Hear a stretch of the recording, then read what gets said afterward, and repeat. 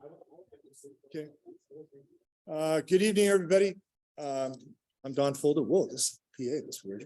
I'm going to call this meeting of North Tahoe Regional Advisory Council to order. And in deference to Supervisor Gustafson, we're going to take things a little out of order. She's down in Auburn or someplace, Forest Hill or someplace tonight, and at another meeting. So she would like to give her report first. So we're going to go ahead and go with that. Thanks, Don. Can you hear me okay? Sounds like you're in a cave. Oh, sorry, just in an office in the domes. That is kind of a cave if you've been here before. Thank you all for letting me go first. We have a town hall meeting tonight on the mosquito fire. As many of you are aware, we've evacuated about 3,000 homes in Placer County. We had about 12 to 15 structures burned in part of in Michigan Bluff area. Fortunately, nothing else yet, although the fire did jump into El Dorado County and is headed toward Georgetown. They're doing mandatory evacuations there as well. So very, very erratic fire, very dangerous conditions with the high heat and the drought. And I need to be at this town hall tonight down here. So thanks for bearing with me, letting me go quick on my updates because I know you have a lot to talk about. So Caitlin, if you could share the slide as I go here, go to the next slide. Thank you. So I just want to give you a few updates from the county. Many of you, I think I shared this with some of you already, that we entered into an effort with called the North Tahoe Truckee Biomass Task Force with Nevada County Town of Truckee and the Community Foundation, Tahoe Truckee Community Foundation. I'm sure Nicole can fill you in more on this, but we're very excited to continue to move this project forward to look at biomass, both sorting facility as well as a biomass plant at the Eastern Regional Landfill Facility. Tahoe One Big Bin program is our new effort at the lakeside to have people just put all of their trash and garbage in one big bin versus trying to sort for recycling. We found that we do a better job at the MRF with the recycling. It's more efficient, effective, and it encourages visitors not to be concerned about what they put in what bin. We need to get all of their trash in bins and not be confusing to the visitors. So you might see the decals throughout town. We're trying to label all of those garbage cans and really move that forward. In addition, we've been funding Clean Tahoe, as many of you know, to supplement traditional regular trash service that we've had throughout our region, and they're supplementing our efforts. And I think they've made a big difference in our trash pickup and complaints that we've been getting this summer. On library services, we've increased library services by 10.5 hours a week at both Kings Beach and Tahoe City. And the board will be hearing an update next Tuesday on those services and additional staffing hours that we're funding in a number of our libraries, but especially Tahoe City and Kings Beach. So good news there as well. On Dollar Creek Crossing project, we'll be bringing this back to the board on Tuesday for a renewal of our agreement with Related Pacific on the design and final design and environmental review for that project on Dollar Hill. And we're continuing to participate in a lot of discussions with them to make sure that we implement a project that does that reflects the kind of workforce we have in Tahoe, meaning for sale product, maybe some market rate product, as well as true affordable housing, because we have employees, as you know, at all ranges of salaries that we need to assist in getting into homes in working in our communities. Then moving on our Placer County CEO search, we closed the application process. So if any of you have been holding off getting your applications in for that job, I don't know why anybody would want that job. as I watch it. But the closing date for that is September 11th. We hope to select a candidate and move forward with having somebody in place by the end of the year. And similarly on TRPA, we're replacing Joanne Marquetta after her retirement, and the closing date for that position is also September 11th. So this week on both of those, hoping to get some outstanding candidates. We have recruiting firms working on both of those from the county side, and then on my role on TRPA, also on the TRPA side. And then on the Martis Valley Trail grand opening, hopefully you saw that we were able to open 4.6 miles of trail. This is a true collaboration with North Star Community Services District, with Mike Stoudemire taking the lead on this project for, 10 or 12 years now. And in addition, the county staff and our Department of Public Works working hard to open up that last section to get us up from Truckee to the North Star parking lot at the roundabout. We did the ribbon cutting when we could have both Congressman McClintock and the Army Corps of Engineers there, because they were instrumental in getting that project through parts of that trail alignment through Martis Valley. We'll be continuing the efforts on design to take that up and over the summit to connect to our trail systems at the lake as well. Oh, and I failed to mention the Washoe. They were instrumental in working with us to work out the environmental review, the cultural issues through that section of trail. And then with that, upcoming events and meetings. September 13th, I mentioned we have a regular board meeting and a couple items on that board meeting, including ratification of the emergency declaration due to this Mosquito Ridge mosquito fire, and the library services study. We'll also be doing a rescission of the Martis Valley West parcel specific plan due to the court orders on that project. The board will be taking action, conducting a public hearing and rescinding those approvals. You'll hear more about the court orders tonight on the Palisades specific plan, but we'll be taking action on this one on September 13th. On September 27th, we have a regular board meeting again.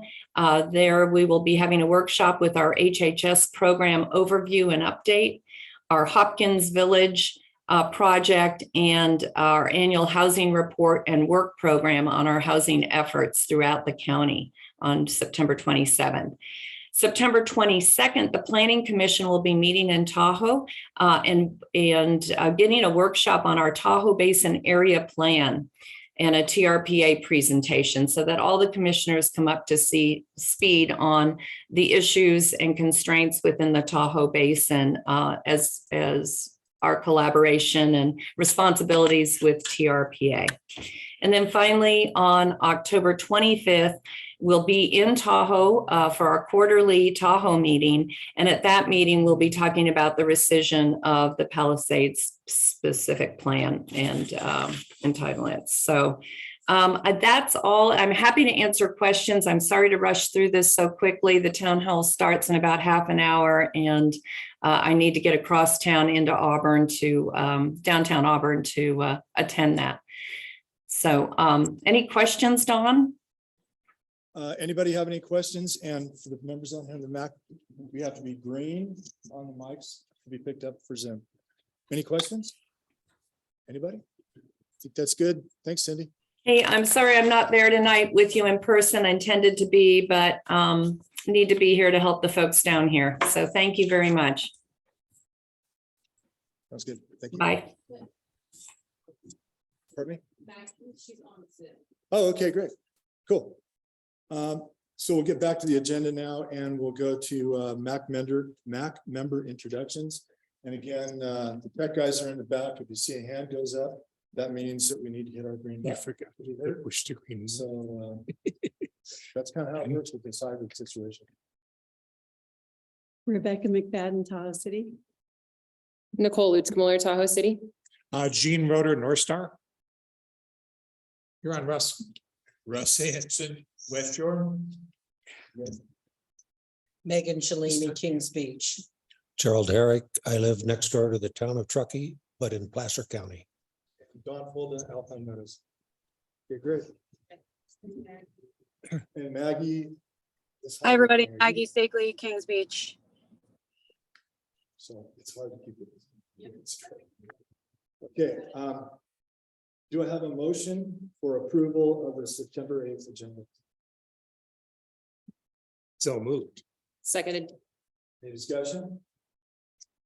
Call for question, all in favor? Aye. Good, done. Approval of the August 11th, 2022 minutes. I move to approve the August 11, 2022 minutes Second. without any revision. That was quick. All good. Any discussion? Approval? Aye. Aye. Done. Okay, reports, community reports. Members of the community, please step up, identify yourself, and I guess this is how we're doing it. Yeah, there's one on Zoom right now. Okay. I'll let you manage that. Please keep me in line if I forget. This is like more than my brain can handle. Go ahead. I'm sorry. No worries. Good evening. Thank you, North Tahoe Regional Advisory Council and Placer County for having us. Welcome to Olympic Valley. My name is Mike Geary. I'm the General Manager of the Olympic Valley Public Service District, and just here to give you a quick update on some of the things that we're working on. We are currently in the process of draining our 1.1 million west tank right now so that we can recoat the interior surface of it. And with the smoky weather that's coming over the hill, we're reassessing that decision and going to make a final call on whether or not we take that out of commission probably on Monday or Tuesday. We'll see how the mosquito fire progresses. I'll take this opportunity to plug a board meeting for the Placer County Water Agency. They have an East Slope meeting once per year, and it's hosted by the different special districts in the area, water district. It's our turn to host that meeting this year. It'll be next Thursday, September 15th. They're driving up from Auburn, should be here around 10. Good opportunity to get an update on what the special districts are doing around in the region. They're specific to Placer County, but some serve in Nevada County, and you'll get special districts on the West Shore as well as Tahoe City PUD and North Tahoe PUD. All the general managers give about a 10-minute update on their current programs and activities and projects. And it'll be at our boardroom down at 305 Olympic Valley Road on the other side of the valley. The district expects to complete its community wildfire protection plan next month. We'll have it in its final form of wildfire protection plan. Aims to ID and prioritize wildfire, fuels reduction and wildfire prevention strategy, develop a wildfire response, hazard mitigation, community preparedness, and home hardening. It's our first CWPP. It is a document that we expect to update over time, but look forward to presenting that through a series of public meetings over the next couple of months.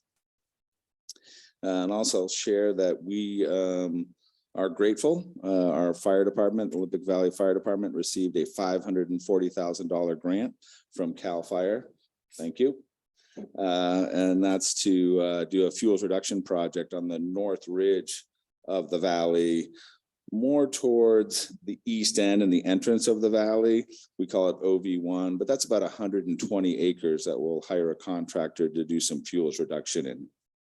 We're also grateful to be working with Nicole in her role at the Truckee Tahoe Community Foundation, specifically with the Forest Futures Program. We did receive a $50,000 grant from them to do some forest thinning here on the valley floor. So look forward to making progress with our fuels management program this year and the next couple of years with these two grants. And lastly, we do have a vacancy on our board. We're taking applications and letters of interest up until Wednesday, October 19th at 4 o'clock for those that are registered to vote in Olympic Valley. And the board will do interviews and consider appointment of a new board member at a special meeting on Monday, October 24th at 1:30 in our boardroom. And that's the end of my report. Happy to take any questions. Thank you. Are there any questions? Thank you. Thank you. A lot of uniforms here. Step up. What community reports? You guys look official, so step up. Good evening. My name is Matt Furtado. I'm the local CAL FIRE Battalion Chief here for the Truckee Tahoe Battalion. Obviously, with the smoke in the air, everyone's concerned is the mosquito fire. I can't give too much of an update more than what Supervisor Gustafson relayed. I can say we did an IR flight at just before 5 o'clock this evening, and it was just under 14,000 acres. It's a very fluid situation in those canyons. I can tell you there's a lot of resources that are currently there. There's a lot more resources coming in. But there have been other fires up and down the state that have broken, which are also pulling the same kinds of resources. So we're doing the best we can, and we're having several meetings the next couple of days to discuss the potential to have a cow door type event. We're not anticipating that, but we are discussing it and planning if that's the case. Any questions? Question? Thank you. Thank you. Anybody else? We have one online. Yeah, Denise, you can go ahead and give your report. Okay, thank you. Can you hear me okay? Yes. Yes. Great, thank you. Hello, everyone. Good evening. Denise Spring-Steele with the Tahoe City Public Utility District. Just a couple of updates for you this evening. First, I'll start with an update on an exciting project that we are working on with our partners at North Tahoe Public Utility District. That's the joint North Lake Tahoe Active Recreation Needs Assessment, which at the basis of this study is to look at whether we can support as a community, a rec center and a swimming pool facility. So the next step in this process is going to be a joint educational workshop for both the TCPUD and the NTPUD boards at the end of this month on Friday, September 30th from 8 to 5 p.m. at the Event Center in Kings Beach. We want to invite the public out to attend this educational workshop for our boards. It's going to be held in person. There will be no live stream and there will be no action taken by the boards. So again, that date is September 30th, 8 to 5 at the Event Center in Kings Beach. And if you're interested in learning more about this project and then checking out the Community Needs Assessment Final Report that was completed, you're welcome to visit our website. We have information about this project on our website. The other quick update I have for you is we are coming up on September 15th. We are joining forces with both North Tahoe Public Utility District and also the North Lake Tahoe Fire Protection District. And we're hosting a sponsored California Special Districts Association sponsored legislative tour. And the tour is going to highlight the need and the importance of fuel reduction and water infrastructure for firefighting and suppression in our community. So definitely a topic of interest and concern. So that's all I've got for you. If anyone has any questions, I'm here to answer any questions. Otherwise, you can reach out to me directly anytime. Thank you. Are there any questions? Great, thank you. Yeah, thank you. You have a community report separate. Okay, sure. I'll recognize. Okay. Nicole Lutzmuller with the Tahoe Truckee Community Foundation, putting that hat on. I just wanted to share with everyone, we're hosting a Forest Futures Salon webinar on September 22nd that will address challenges and opportunities in forestry workforce development. There's a lot of interesting challenges coming up with not enough workers to do a lot of the forestry and wildfire resilience work that needs to get done. And it intersects with a lot of our other community issues. So we'll have some guest speakers speaking to those challenges related to forestry workforce, as well as upcoming opportunities to help solve those challenges. So that's on September 22nd. It's on Zoom and you can sign up for it on our website. It starts at 4 p.m. Great, thanks. Are there anybody else on Zoom? Okay.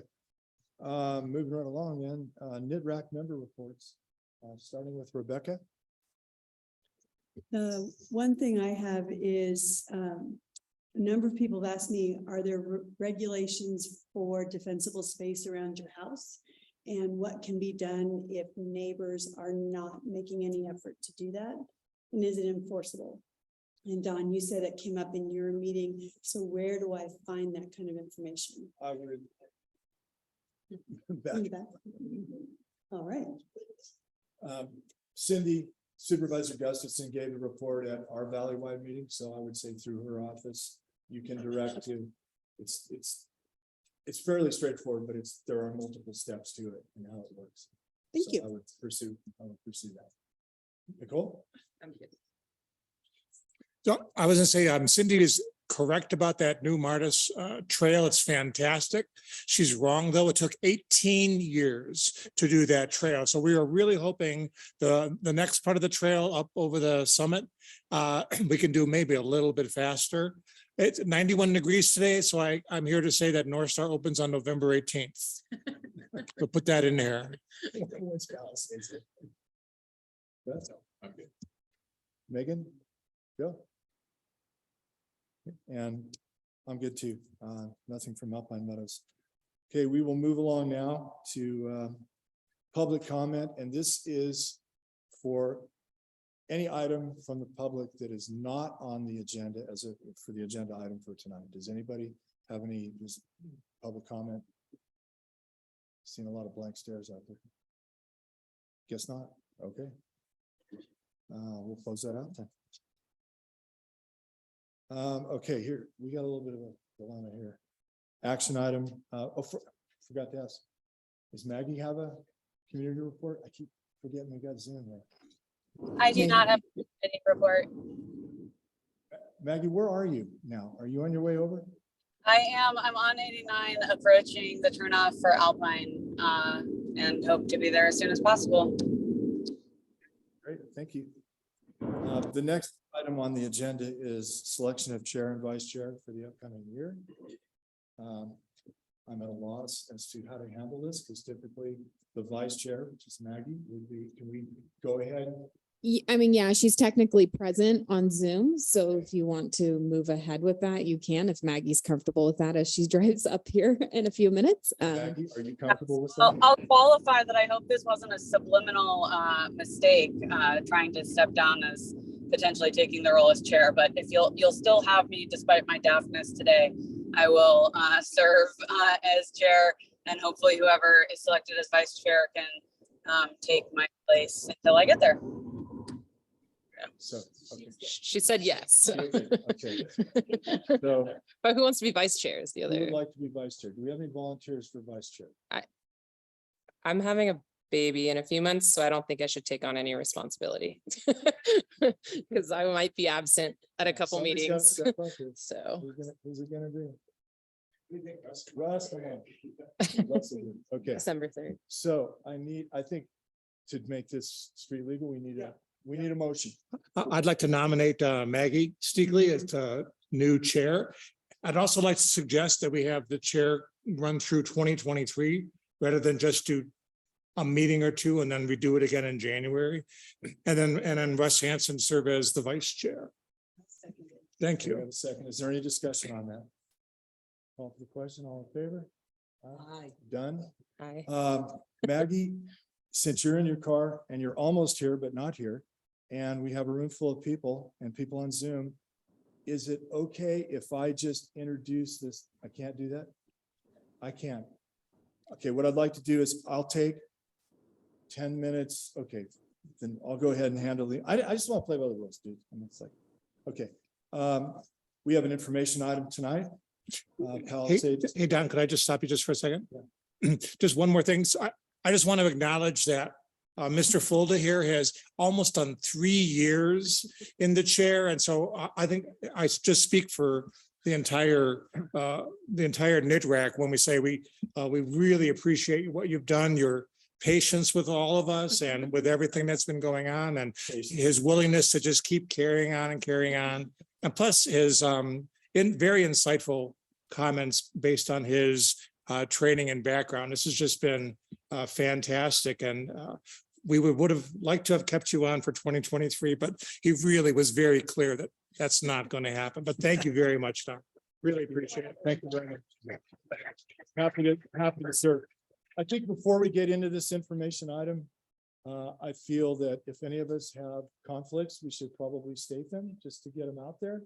And I will start by saying our firm, Ward Young Architecture and Planning, which I'm a partner, is currently under contract with Palisades for a couple small projects up on the mountain. Also, Sierra Watch is one of several numerous local nonprofits that I donate to every year. And Sierra Watch is involved with this. So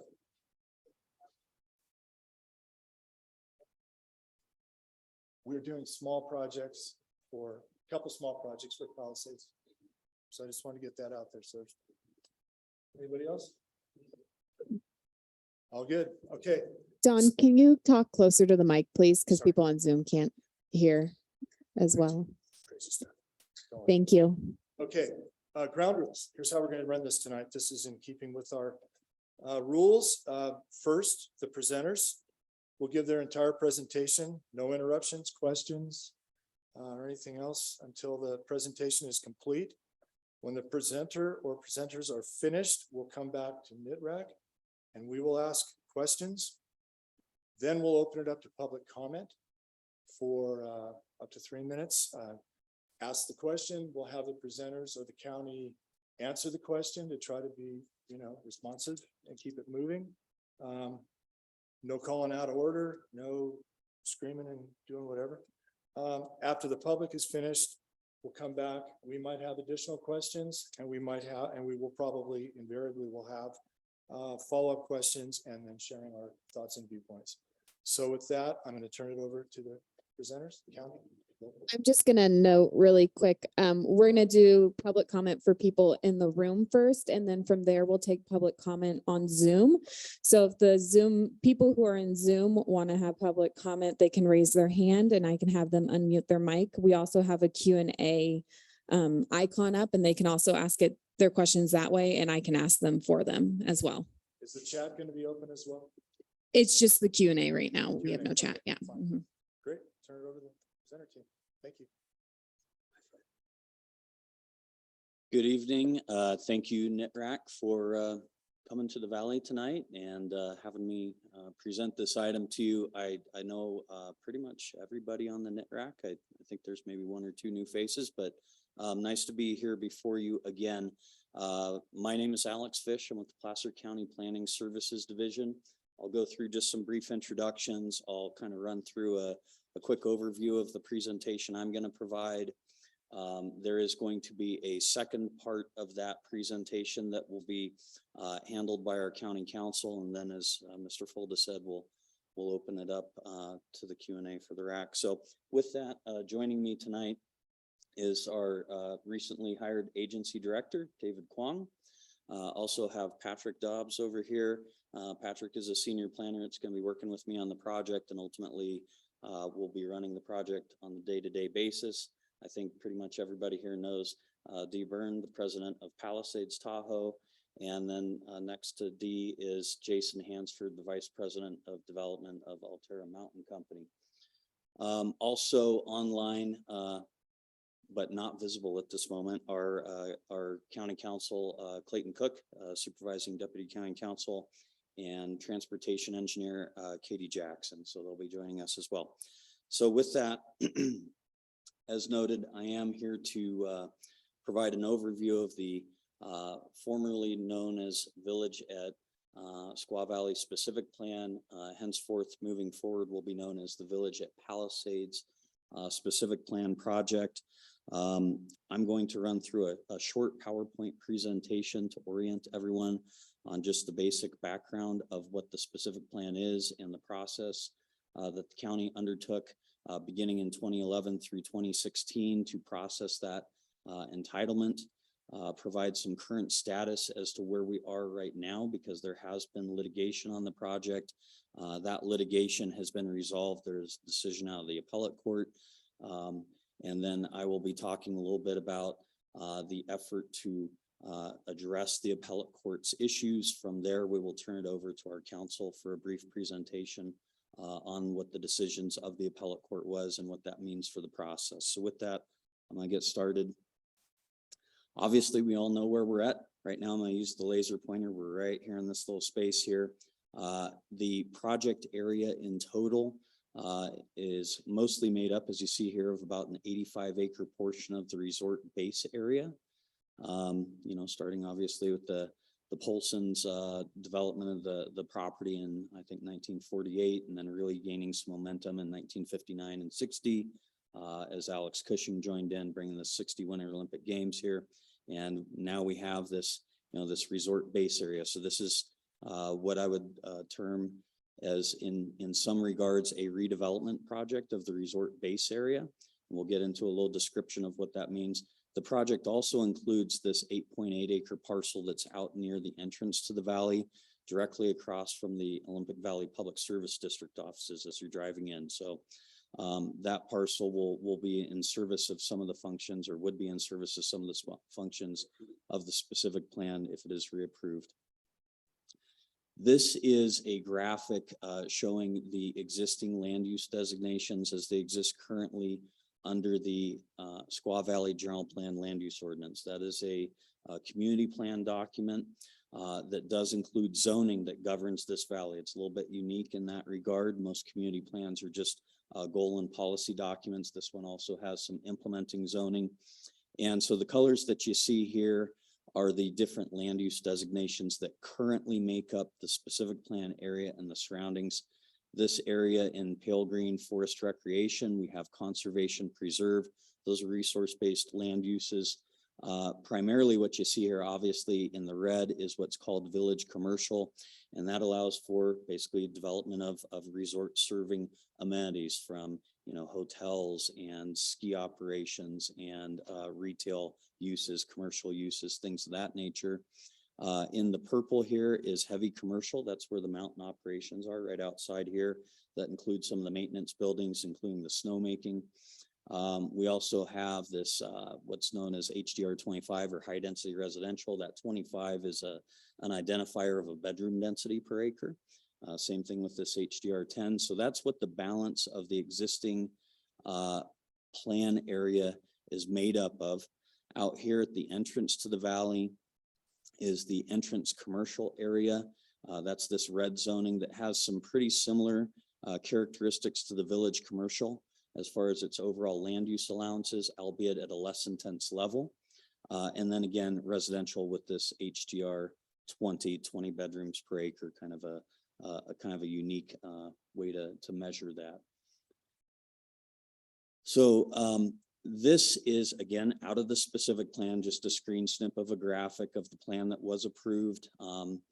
As noted in some of the Cindy's remarks, we are going to be before the County Board of Supervisors on October 25th to take an action to unadopt that plan. I'll talk a little bit more about that later, but we are going to be, the applicant has engaged the county to reinitiate the EIR process and the entitlement review. So this is what was approved out of that 2016 approval, consisting primarily of, as far as the main development aspects of the resort base area, this village commercial core would include complementary type zoning designation of land uses as to what is existing in the Squaw Valley General Plan Land Use Ordinance. The orange over here, village commercial neighborhood, basically the same thing, albeit at a less intense nature. Less intensity overall. The purple is this heavy commercial that would relocate the existing snowmaking mountain operations over to this area, kind of beneath the head wall area over here. And then you see, again, consistent with the existing Squaw Valley General Plan Land Use Ordinance, forest recreation and conservation preserve zoning woven through here. Conservation preserve mainly following along Squaw Creek, and we're probably going to be looking at maybe, I know that we've changed names to roads in here, and we're probably looking at some place names too into the future. The blue here, this is called parking. It's just village parking, and this is the existing parking lot area that would remain, that would include one level of podium parking above it, or structured parking above it rather. And then for the resort accommodations, most of these buildings would have podium parking under it, just as there is parking underneath these buildings that we're sitting in here right now. Out at the mouth of the valley, and by the way, I'm going to have an illustrative graphic coming up next to kind of show some of this, but is this would again be still remain entrance commercial type zoning, is that, yeah, entrance commercial, and would include a neighborhood market, shipping and receiving facility, intercept parking for employees, and employee housing, and then the rest of it would just be open space, effectively this conservation preserve zoning. So this is an illustrative graphic showing what the specific plan would intend to develop.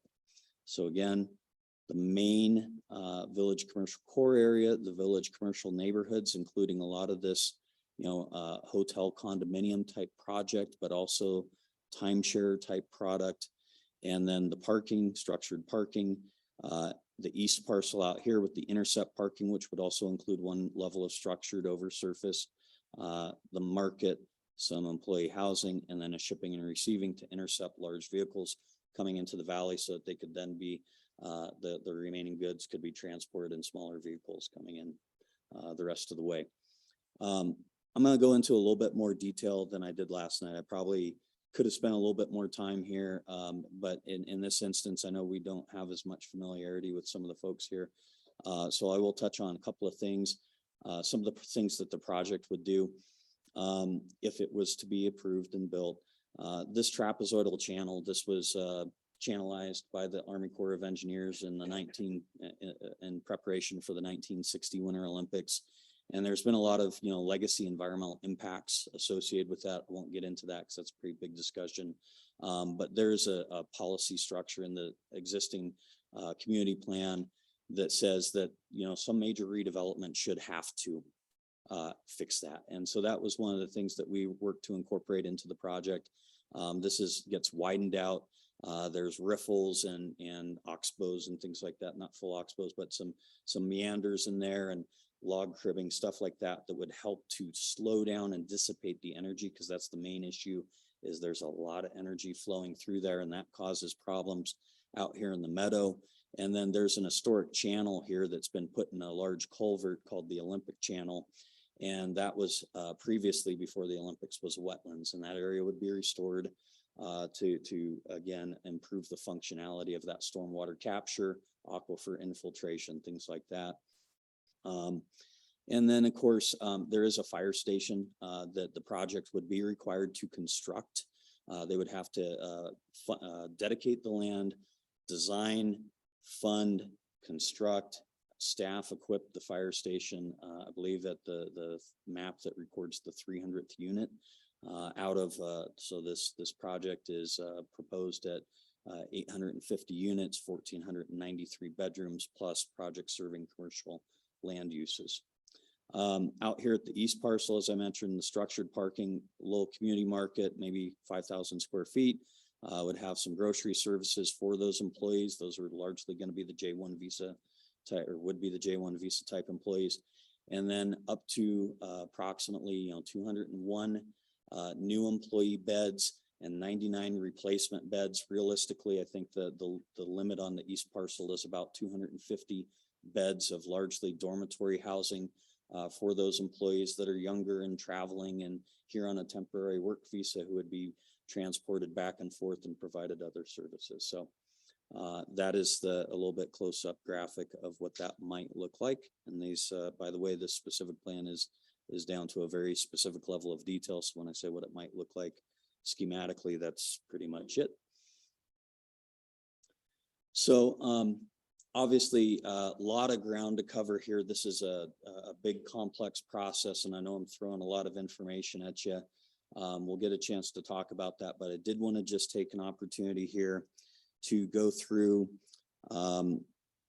what the process will look like going forward. But before I get to that, I did skip over an important part.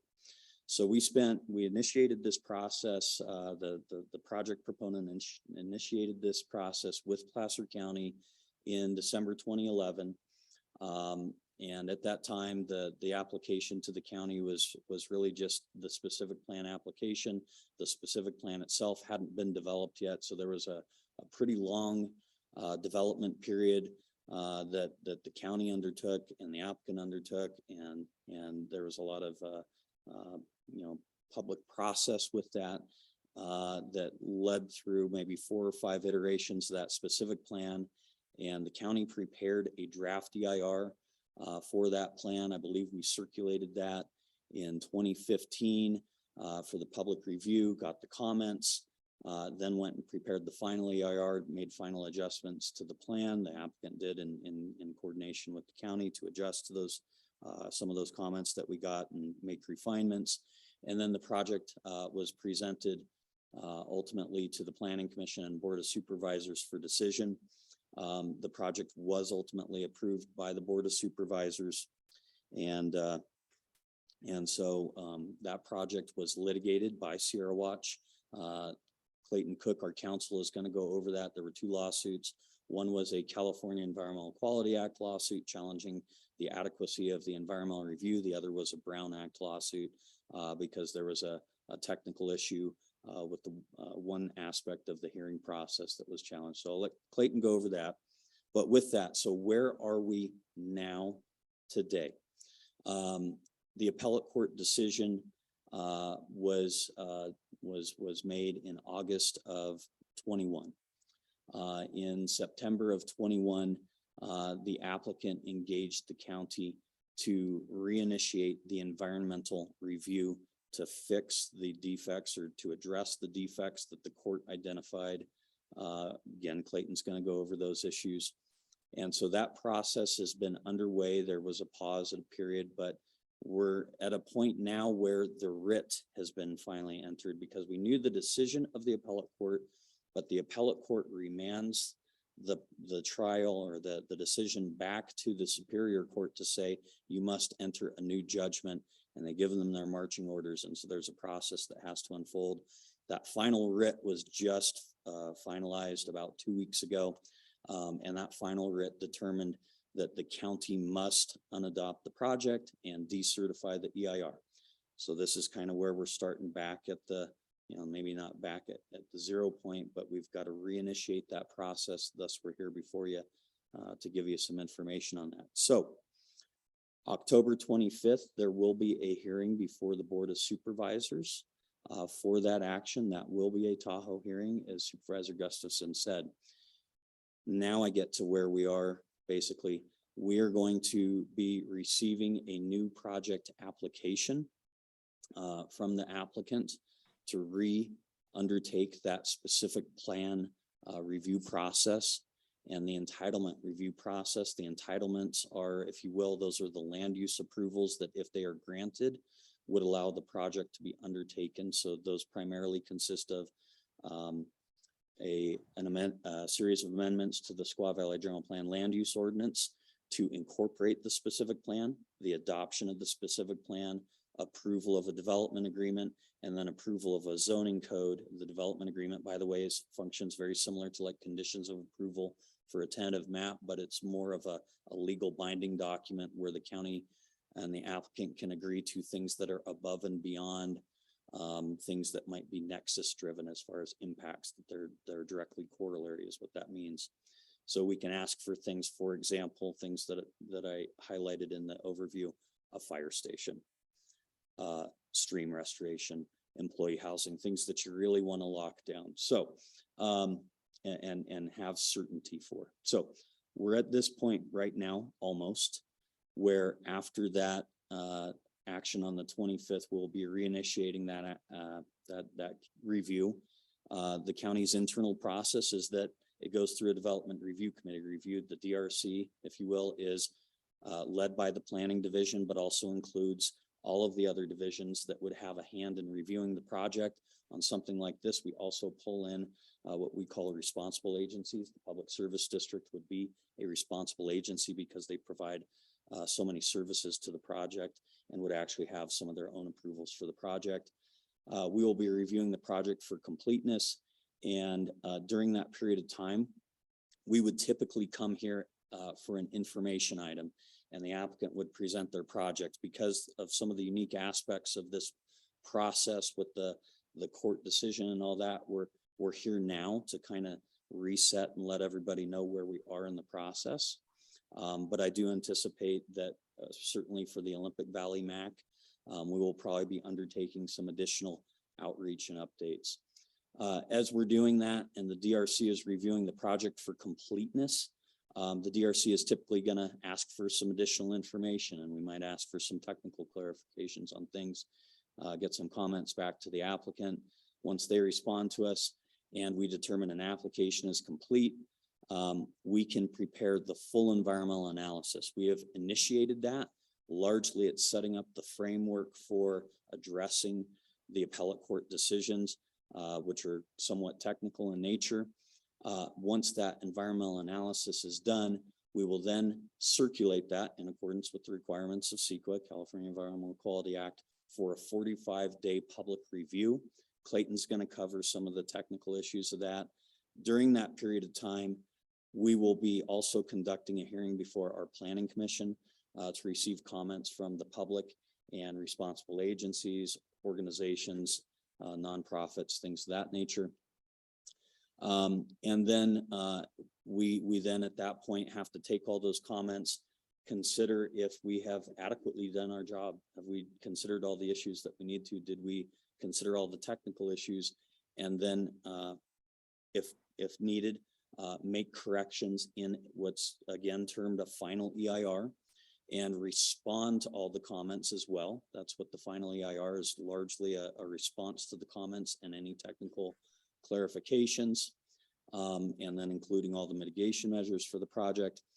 We will be conducting public workshops while that part of the process is undertaken, because it does take a period of time, and that's a way to inform the public and decision makers of where we are in the process and take comments and make sure that on something of this scale, we have an opportunity to really get the information out and get commentary back to us.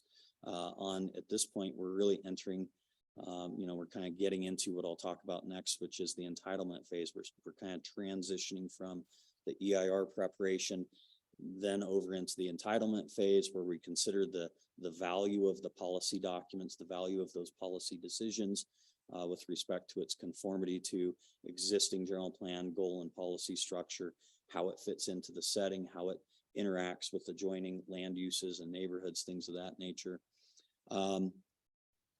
So with that, I'm going to move on to the next slide. And again, that's what I'm talking about here. And that is really at the tail end of the process, where now we would be back before, we've probably had at least one informational presentation workshop with each of the Planning Commission and board. We've had the draft EIR hearing with the Planning Commission to receive comments, but now we're back before the Planning Commission to get their recommendation to the Board of Supervisors, who will ultimately make the decision, because these are what we would term legislative actions, and only the board can make the legislative decisions. And so the Planning Commission will make a package set of recommendations, and that recommendation is carried forward by staff and as one set of recommendations and presented to the Board of Supervisors for their ultimate decision making. So with that, again, Clayton Cook is going to be up next, and I think we'll probably just roll into Clayton's presentation. I did want to let you know before we get there real quick. Again, I'm Alex Fish. I ran the project last time. Patrick Dobbs works with me. He's going to be running the project this time through, and I'm going to remain involved. And Jason is our primary counterpart at Altera Mountain Company. And with that, Clayton, you have the floor, my friend. Thank you, Alex. Appreciate that. Yeah, as Alex mentioned, I'm Clayton Cook, supervising deputy county counsel for the county.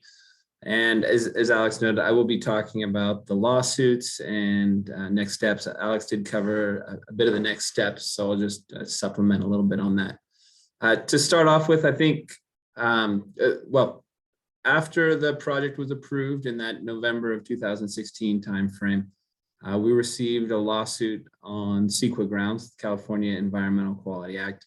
And I think before I get into the nuts and bolts of the court rulings, it's important to note that a lawsuit under CEQA doesn't determine whether or not this project is a good idea or not. That's not the role of CEQA. Instead, that role of determining whether or not the project is a good idea, that rests with the respective municipal advisory council, the planning commission, and then ultimately the board of supervisors. The role of CEQA instead is to determine whether all of the potential environmental impacts of that project are adequately analyzed and whether sufficient mitigation has been put in place to minimize those impacts to the extent possible. And if the impacts can't be mitigated all the way, then the Board of Supervisors would need to make a finding that there's a significant public benefit to the project that then warrants the project to proceed forwards anyways. So when you have a lawsuit under CEQA, it's really a lawsuit saying, look, you did not look at the analysis, that environmental analysis of the project in enough detail, or you didn't analyze enough of the issues to then make a fully informed decision on the project. And so that's what the lawsuit that was filed was on CEQA grounds. It was filed in December of 2016. It was initially started off in the Placer County Superior Court. The parties briefed the issues, and the Placer County Superior Court issued a decision in August of 2018. In that lawsuit, the petitioner, which is Sierra Watch, they raised 8 issues, and I'll go through them briefly. One was the environmental setting of the project, being that it was located next to Lake Tahoe. The other, emergency evacuations, traffic impacts, public transit impacts, greenhouse gas impacts, noise impacts, and water impacts. And basically the petition argued that on all of those grounds, the county didn't analyze them and their environmental impacts enough, or didn't provide sufficient mitigation for each of those impacts. So you have a trial court briefing and then a trial court decision in August of 2018. And the trial court found in favor of the county on all of those grounds. So essentially ruled that the county had properly evaluated each of those issues to enough adequacy that they could make an informed decision on the project. The petitioner filed an appeal of that in October of 2018, and that went up to the 3rd District Court of Appeal. There was briefing at the Court of Appeal, and this is, I am providing a brief summary today, but this is a very complex matter. The briefings were 75, 100 pages for each sides. The Court of Appeal ultimately issues a decision in August of 2021, as Alex had mentioned. That's a 51-page opinion. So there's a lot of meat to the opinion. There's a lot to each of these arguments. I have heard requests for the portions of that opinion. That opinion is available to the public. It's available online. If you Google it, you can use Google Scholar or just basic Google, and you type in the following information, it'll come right up. And that is 69 California, so CAL period APP period 5th 86. And that will bring it up and you can read through the opinion if you want to know more of the specifics, but I am providing an overview of it today. So in that opinion, there were multiple grounds that the county did prevail on.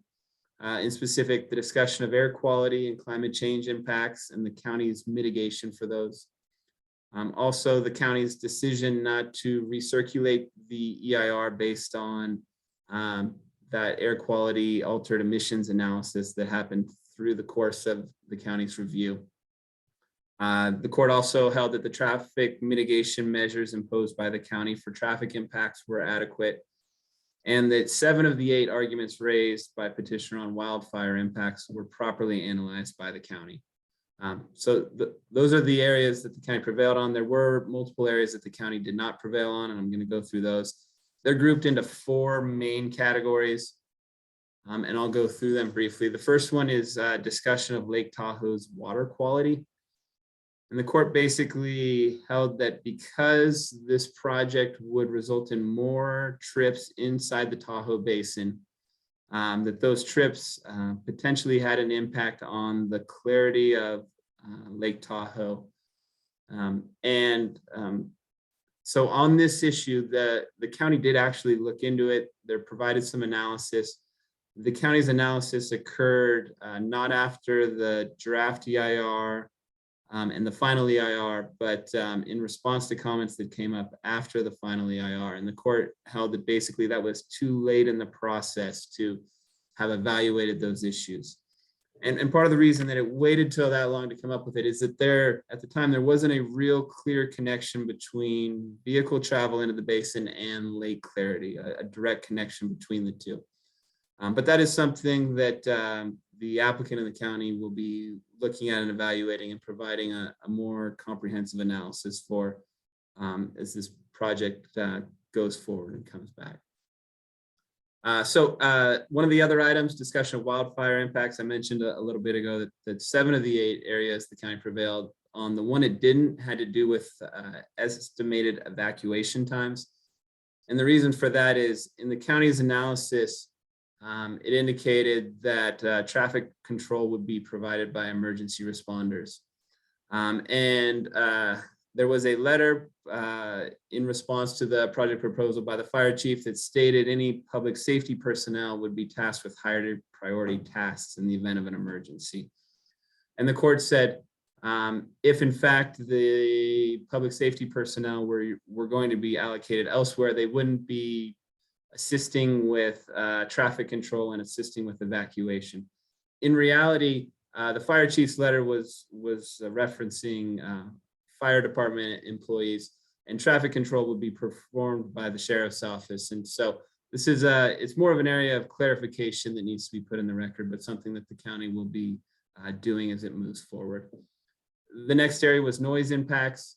The EIR analyzed those noise impacts that occurred within 50 feet of sensitive receptors.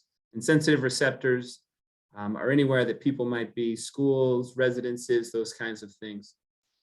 And the EIR analyzed everything within 50 feet, but the court held that those should have been also evaluated outside of 50 feet.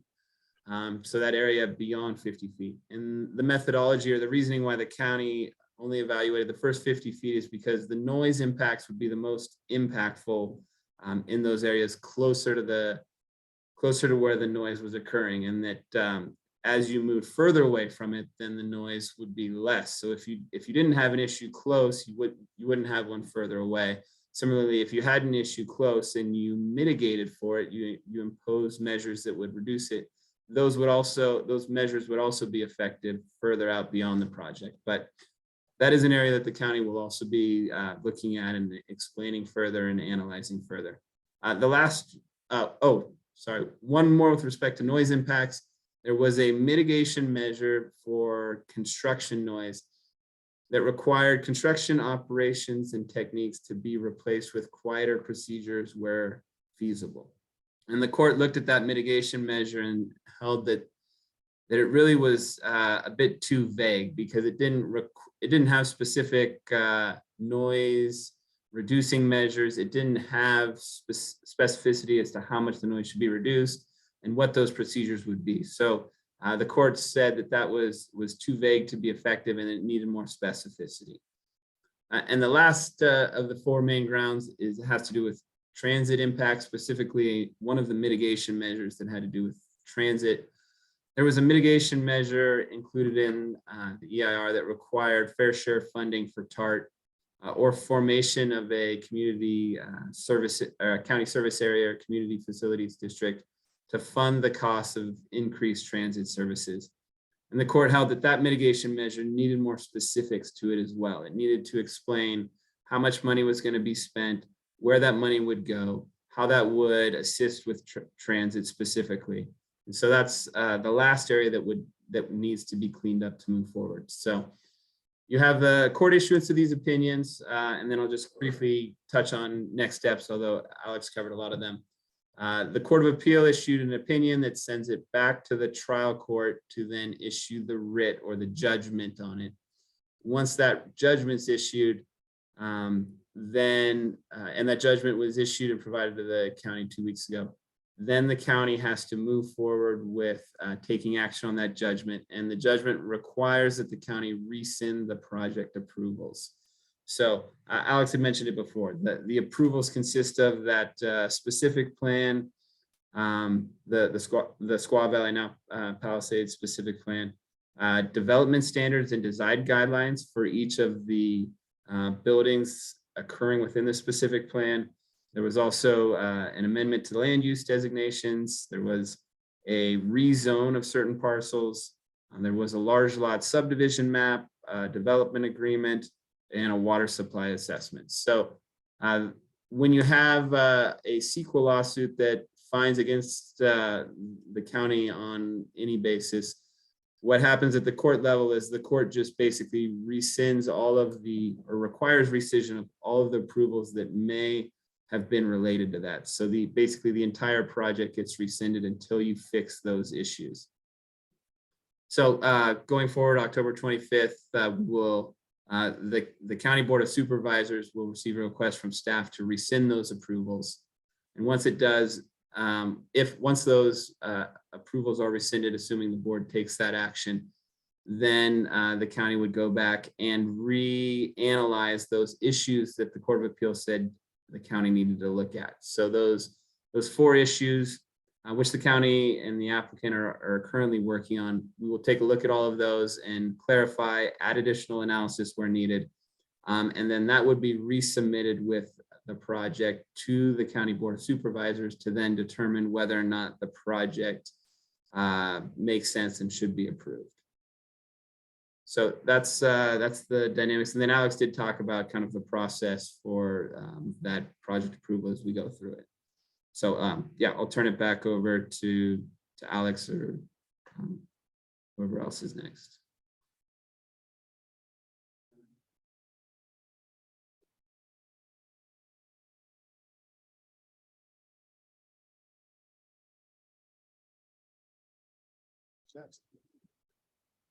You all wanna, yeah, sure.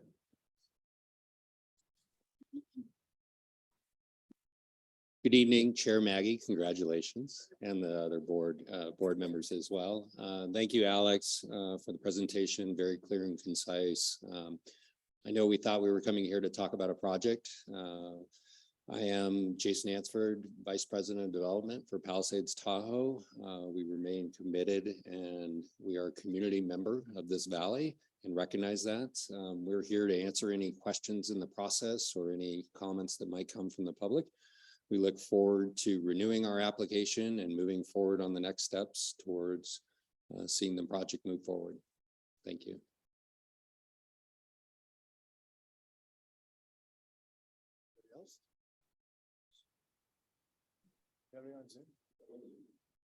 There's no, okay, just, you guys are done? Okay, looks like we lost Pat. At this point then, we will open it up to member questions, starting with Rebecca. I have a few. I guess just to start, because this might address some of the questions that I have listed. Just to understand, it sounds like the main modifications are actually in the CEQA analysis itself that the county will be doing is mostly what's going to be addressed in this new process. Are there expected to be significant changes in what is actually proposed in the project by Altera? Or are we mostly looking at a similar project with renewed CEQA analysis on it? It's a great question. I think what I'll do is answer part of it and then maybe turn it over to Jason to answer the rest. But you're correct, Nicole. Primarily the initiative is to, if you will, correct the deficiencies that were identified by the appellate court in the EIR. But obviously we are going to be re-entering an entitlement process as well. you know, kind of the wisdom of that entitlement has to be decided. And so there are considerations that will have to be made as part of that process. I think everybody's kind of getting their feet under them again to reset and see where we are in the process, open up some dialogues and see where this leads. And so with that, you know, I think ultimately the county, just so, you know, kind of folks are aware, we do work really hard behind the scenes, I think, on all of our projects, obviously on the major projects. And though, you know, at the end of the process, folks may disagree with outcomes and things like that, there is a very, very robust process that is undertaken. And I don't know of a single major project of some large magnitude that doesn't go through a lot of changes. That happened the last time through the process. To the extent that that will occur moving forward, I think is a question. And, you know, that's, you know, some of that answer is up to the applicant because it is a private project and it is theirs to propose. And then ultimately, you know, as the discussion progresses and evolves, I'm sure that there are things that will come out of the public discussion is what I mean, that may come out of that. So we'll have to see where it leads. I can't predict the exact path, obviously. Yeah. Yeah, from the applicant's perspective, clearly looking forward to representing the plan. We do believe that the specific plan as developed for 2016 was a real collaborative effort with the community. There were 3 years of dialogue, over 300 meetings, literally thousands of hours that went into that process. As we move forward, we recognize that we will be representing the plan. We will be doing small work groups to be able to inform the community members of what is in that plan and what was developed as part of that dialogue. And there will be a host of public meetings where the community has the opportunity to comment and provide input to the county, and those comments will be responded to.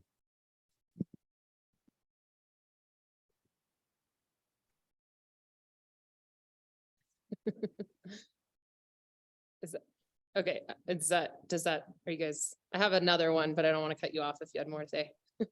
Okay, I guess this one's more for the county, but just wondering if that development review committee process step, you mentioned that it would include some other community special districts or agency representatives potentially. Is there the possibility of community members, or if not general community members, potentially Olympic Valley MAC or North Tahoe RAC members being involved in that development review committee? Kind of.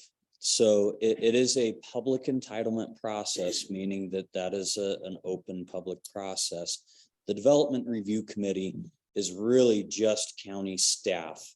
I wanted to provide a broader perspective, though, that we recognize, particularly on a project like this, that there are other agencies that have permit responsibilities. And so we notify those other agencies so that they can tell us, hey, by the way, we got a big issue here you need to be aware of. They don't formally make up any part of the Development Review Committee, but we'll notify them simultaneously when we do that project distribution.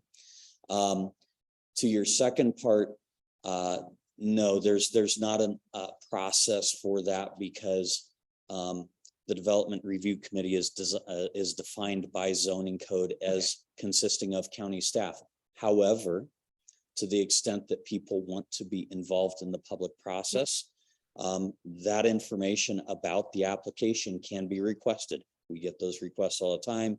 We provide that public information on the project, and to the extent that people want to participate and provide us comments.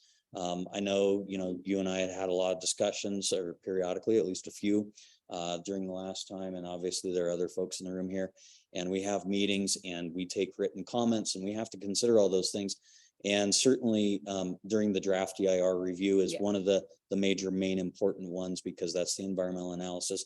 But really that process occurs throughout the entirety of the process, right? So Okay, thanks. That answers that. The final one is just, if I know, and this might be unanswerable at this point, but is there any type of estimated timeline for this full process of like when it might go to the Board of Supervisors for an actual vote on approval and certification of the EIR? Are we looking at like Yeah, 3 years? I think 2 right years? now it's a little early Okay, to tell you that's fair. exactly, Yeah. but after October 25th, Oh. let's assume there is an application that comes in shortly after that. That will be a time period where we can start to put together kind of anticipated schedule and at least forecast what that might look like. And so, say 10 weeks from now, 12 weeks Yeah. from now, assuming the applicant does move forward, and I believe that is the case, we should have a better understanding of that. Okay, great, thanks. And sorry, there was one more. The first, sorry, Dawn. With the Board of Supervisors, October 25th meeting, the way that County Council described it, the court directed them to rescind the approval, but then I feel like the way County Council described it was like an if the Board of Supervisors rescinds it. So I'm just curious what that, like, is there a possibility that the Board of Supervisors doesn't rescind it, even though the court directed them to? That seems weird. So if there could be defer- explanation on that. I'd I'll defer to I can Clayton on answer that. Alex. So yes, the court has required it. It is still a decision that the board has to make, but there really is no other option. Okay, yeah, There that's is a what it judgment seemed that like. requires it. So yes, Yes. it has to be done. But it's just, yes, there still is Okay. an actual board action that needs to be taken for it. Okay, thanks. That's all I have. Thanks, Nicole. Thanks, Don. So thank you, Caitlin, for actually sending us the case. So I had a chance to read it this afternoon. And so as I was reading it, what I was thinking is, so does this mean that the underlying plan will need to change, or is this just technical stuff that the report wasn't good enough? We need to address these issues, but basically the underlying plan was okay. It's just how we reported it. So I'm a psychologist. And so what I always say is, what I hear you saying is, in response to Nicole, yeah, the underlying plan, we're gonna stick with that. That's okay. We just need to do a better job, as it were, addressing some of these issues that the appellate court is saying we didn't do such a good job addressing. We did address those, but the plan itself, underlying plan, is okay. That's my first question. Did I get that right? You did. And I'll defer to Clayton again. Well, Clayton may have to come in on question number 2. Yeah, well, I'll take this one. And if you need me for question 2, I'm happy to help on that one as well. So, but yes, your impression is exactly what the Court of Appeal said, is basically you need to fix what's in this report. You need to do a better job at analyzing it. Once you do a better job at analyzing it, then it would pass court review on those CEQA grounds. So the court doesn't actually look at the specific plan. It just wants to make sure that those impacts were analyzed in your environmental impact report, and that you've clearly shown the impacts and done your best to mitigate them. So the best example for me of that was like the vehicle trips. It's like, okay, well, we really didn't do enough of analysis of the vehicle trips. But if you do an analysis of the vehicle trips and find out, whoa, there's a lot more trips going to be associated with 800 more homes than maybe we thought. And now TRPA's numbers are from 2010. We haven't updated those for 12 years. Look at what the impact on clarity has been. To me, that made me think, oh, gee, maybe they are going to have to change the underlying plan, but it sounds like you're saying probably not. Yeah, I'll take the first part, and Clayton may want to supplement here, but I was just using that as an example. oh, okay. Well, I was just going to say, broadly speaking, the transportation analysis was validated.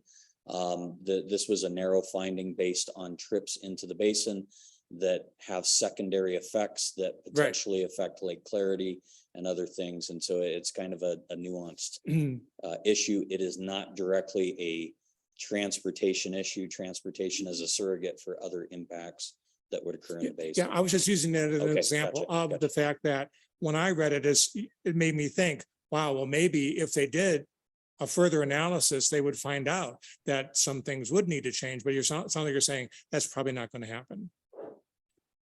Clayton, it's kind of a similar scenarios last night. Can you get Yes. Alex off the hook?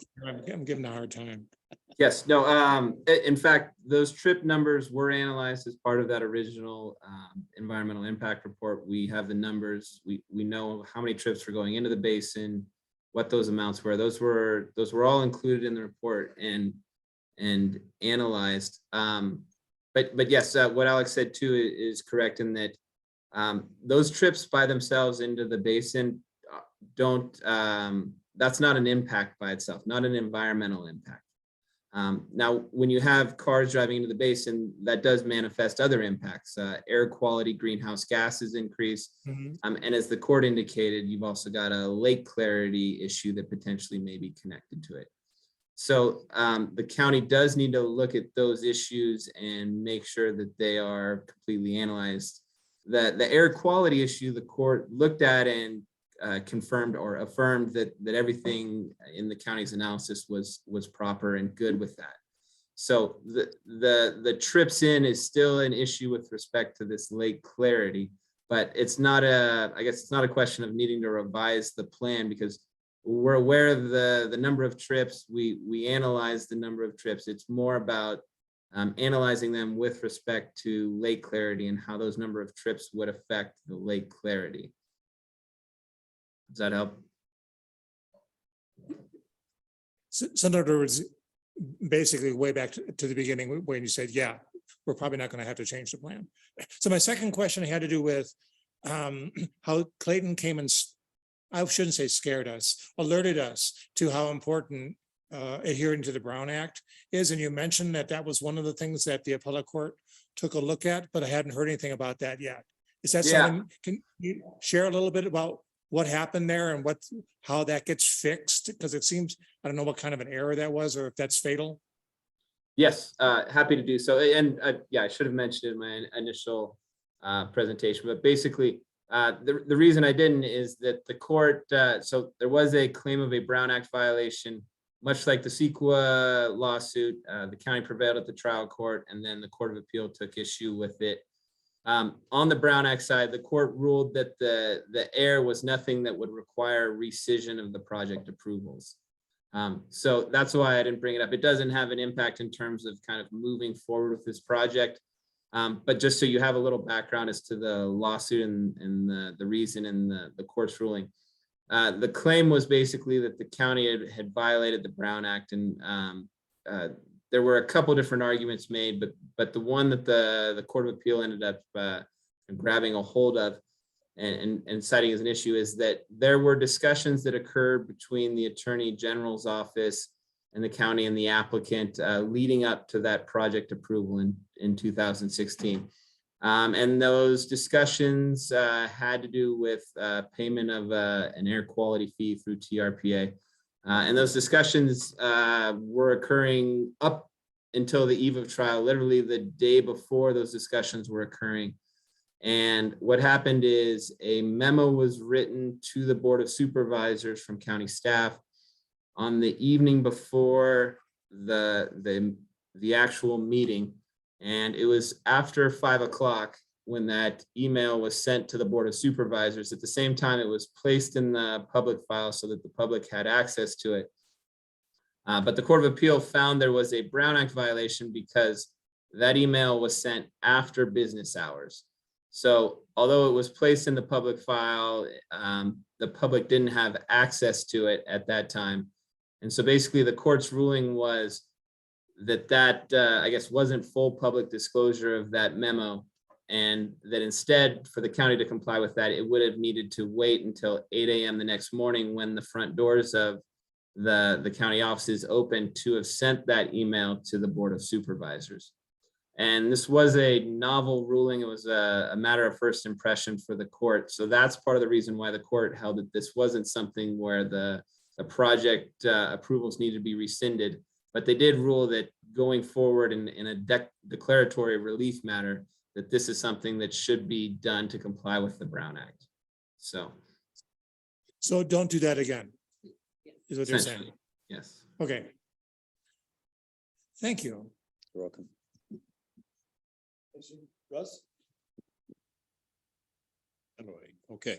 I do have one question about the water use for this new development. And I'm assuming, I didn't read it in the review, the original review, but I'm sure that was addressed as far as what the additional demand was going to be on the aquifer. Is this something that was settled, or is it going to be coming back up for review in this latest round? There was no aspect of the CEQA lawsuit that I don't recall off the top of my head if the water supply assessment was even challenged, but the county coordinated with the Public Service District and their engineers, and we actually entered into a kind of a three-party agreement to prepare the water supply assessment jointly. The Board of Supervisors, just due to some technical issues in state laws, technically the agency that had to approve that water supply assessment, it was approved as part of the project and determined to be valid, and it has been held as valid moving forward. Yeah. So if you want more technical information on that, I'm probably not the right person, but I think we have that person in the room. So it Alex, will be. I just add a portion of that too. So the water supply did come up as an issue in the trial court CEQA lawsuit. The court ultimately found in favor of the county in terms of that environmental analysis of it. And then the petitioner Sierra Watch didn't raise that argument again in the Court of Appeal. So you don't see it in the Court of Appeal ruling, but it did come up at that trial court ruling, and the trial court said the analysis of it was proper. Does, one further question, does that play into any possible diversion from, say, the mountain operations, the water use for snowmaking, any of that type of operation? No, effectively, all of the demands on the aquifer that exist, at the time of the project initiation, and I know there's a lot of historical data that went into that too, and a lot of precipitation data and different modeling that happened, but all of those things were part of the water supply assessment. So for example, I think this is maybe addresses your question a bit. The Olympic Valley Public Service District is not the only agency drawing water from the aquifer. We also have the Mutual Water Supply Company. The resort at Squaw Creek draws water from the aquifer for the golf course. I probably missed something, but all of the demands that are on the aquifer were considered and then projected forward with the added demand of the project and other development that would occur over, I believe it was a 25-year horizon out into the future. Does that address your question? Yes, I think so. It will be in the final report going forward, though. It is part of the administrative record and will be part of the decision-making anew, right? So all of the decision-making, this is what we call a de novo process, where all of that decision-making that was previously settled, with the exception of what Clayton was talking about with respect to the parts of the environmental analysis that were held as being prepared correct. But even then, all of it comes forward and is considered anew by the Planning Commission and then the Board of Supervisors. Thank you. You're welcome. So I think you just answered my question, which is that once the EIR is rescinded, the whole thing is opened again. So the pieces that were not called out by the court as being problematic, those aren't the only ones we're looking at again. We're looking at everything again. We're looking potentially at new data. Is that correct? Am I understanding that correctly? I'm gonna defer to our counsel because it is somewhat technical and nuanced when you have a CEQA lawsuit that then you were then responding to. So. Yeah. So with respect to the EIR and I guess the potential for legal challenge on the EIR and whether or not that EIR is sufficient, the court's analysis, if a lawsuit occurred, would be based on those areas that need to be changed in the Court of Appeal opinion, unless the project modifies another aspect. If the project stays the same, then the court inquiry would only be to those 4 areas. If the project changes, then there may be an inquiry as to the change part of the project and whether or not there is an environmental impact that was analyzed. So that's on the EIR side and for purposes of court review. But I would say for the whole project as a whole, in terms of county review and looking at it and determining whether or not to approve it, it is all still in play and will all be reviewed and analyzed by the county in terms of making a decision whether or not to move forward with the project. So hypothetically, if when the project is resubmitted, if the county chose not to look at new data, for example, in a specific areas, that would conceivably open up questions as to whether the county in this next go round did a good enough job of examining. Like, so the county's going to do that due diligence to say, do we have new data here? Do we have newer contextual factors that we would need to look at again? And we're talking specifically about the environmental analysis of the project. Is that what you're talking about, or is it, are you? I guess to take a scenario, for example, so I heard that the wildfire issue was really an issue about estimated evacuation times and who would have jurisdiction over managing evacuations. Correct. And the letter that you referenced Correct. from one jurisdiction versus the police, et cetera.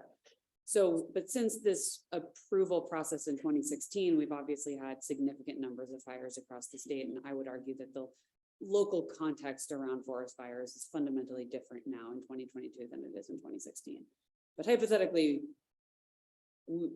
according to what I think I'm understanding, one would only need to fix this evacuation issue for the court in order for it to be okay. But other folks might say, no, we should really look at some new data and really update what we're looking at. And I think what I heard you say is that county would be doing that type of due diligence, but isn't necessarily required to by the court. It's so fundamentally what you're talking about, you have presented it correctly. There were, I believe, 8 points of challenge on fire and evacuations and safety, revolving around that.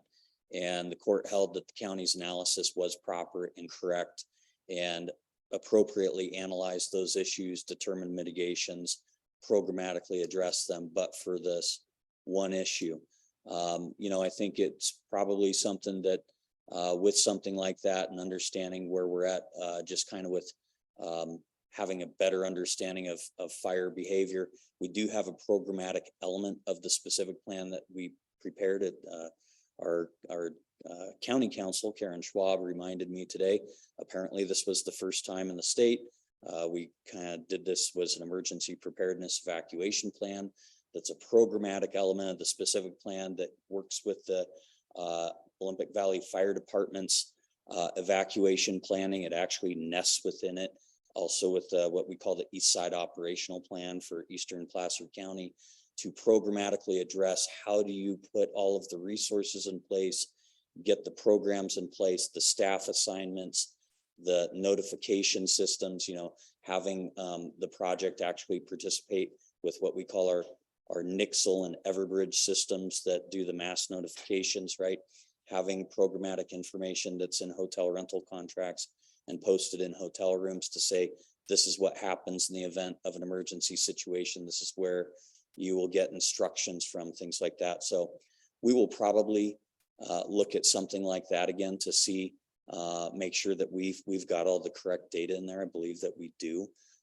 But yeah, so does that answer your question? I think at the core, I want to understand if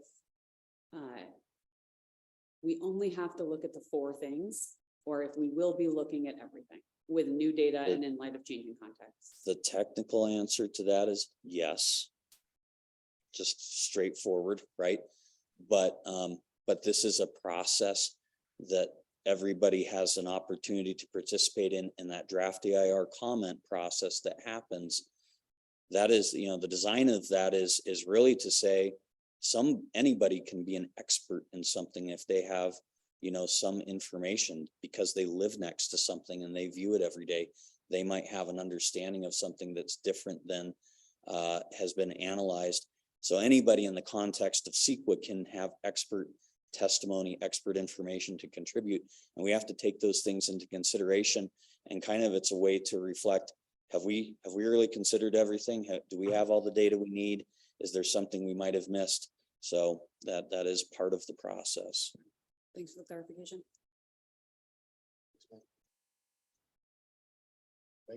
Yes, I come from 48 years in the corporate sector, and planning is always critical. I want to just drill down on some of these planning documents. Now, we're referring to the village at Squaw Valley specific plan. Is there a general plan or a community plan for Squaw Valley that exists? Yes, there is. It's so the Squaw Valley General Plan and Land Use Ordinance is its full title. It is a community plan. The name of it is a general plan. It's not truly a general plan. It is a community plan because it covers this geographic area and is part of the Placer County General Plan. When was it adopted? It was adopted in 1983. 1983 Yes, is the general plan. And the specific plan, a 2016, was lined up to a 1983 plan. yes. Are there any plans to update the 1983 plan?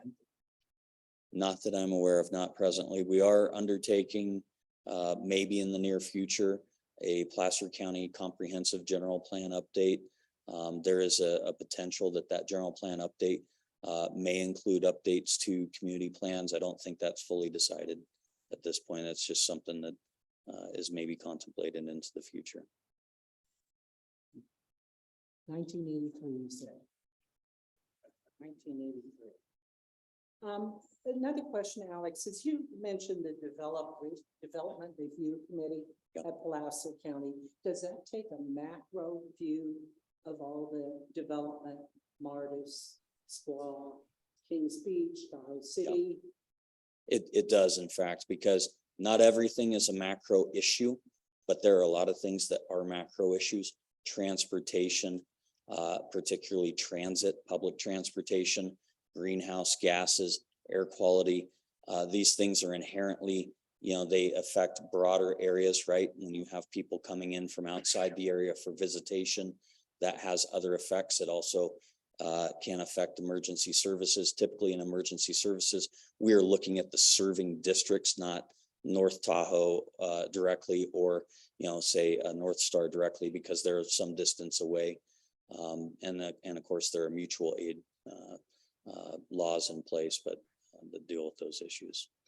One of the things that really struck me in the specific plan here for Squaw was future development in Squaw Valley should occur only when public facilities and services, including transportation, can be efficiently provided. The situation in the entire Tahoe Basin and the outlying Squaw, North Star, has really significantly changed in the last 5 years. Increase in population in the basin, the increase in tourism. Is this going to be something that's going to be looked at too? Is the impact upon our infrastructure, specifically 89, 28, 267? So Katie Jackson with the Department of Public Works is online, and she would be best able to address that issue for us. Katie, are you there? Yes, I'm here. Can you hear me, Alex? Absolutely, yes, thank you. Yeah, so I think what I heard the question was will the traffic conditions be reanalyzed? And what Clayton had said earlier was that the analysis inside the environmental impact report was upheld by the court as it pertains to the traffic impacts. And so under the CEQA analysis, we're not required to go back and look at the traffic impacts again. And I think what Clayton was saying earlier was through the entitlement process, things can be reassessed. Am I on the right track there, Clayton? Yes. As we look at this project and as staff looks at this project moving forward, it will look at those issues to see if changes have been made that would necessitate changes to this project. And specifically traffic changes in the past few years, whether or not those changes necessitate some need for us to modify the project. And Katie, maybe if I could, can you give us a little bit of an overview of the RTP and the T-bid and talk about those issues a little bit? Sure. So since the original approvals of this project, The county has adopted the Resort Triangle Transportation Plan, which is also known as the RTTP. It's available on our website if anybody wants to check it out, but it basically lays out the long-range transportation vision for the Eastern Placer area, which includes the entire Resort Triangle. And so in there, you'll find a lot of the details about what we envision the future of the state highway system to look like. And that is a new document that's come to fruition, has been adopted by the supervisors, Board of Supervisors in 2020.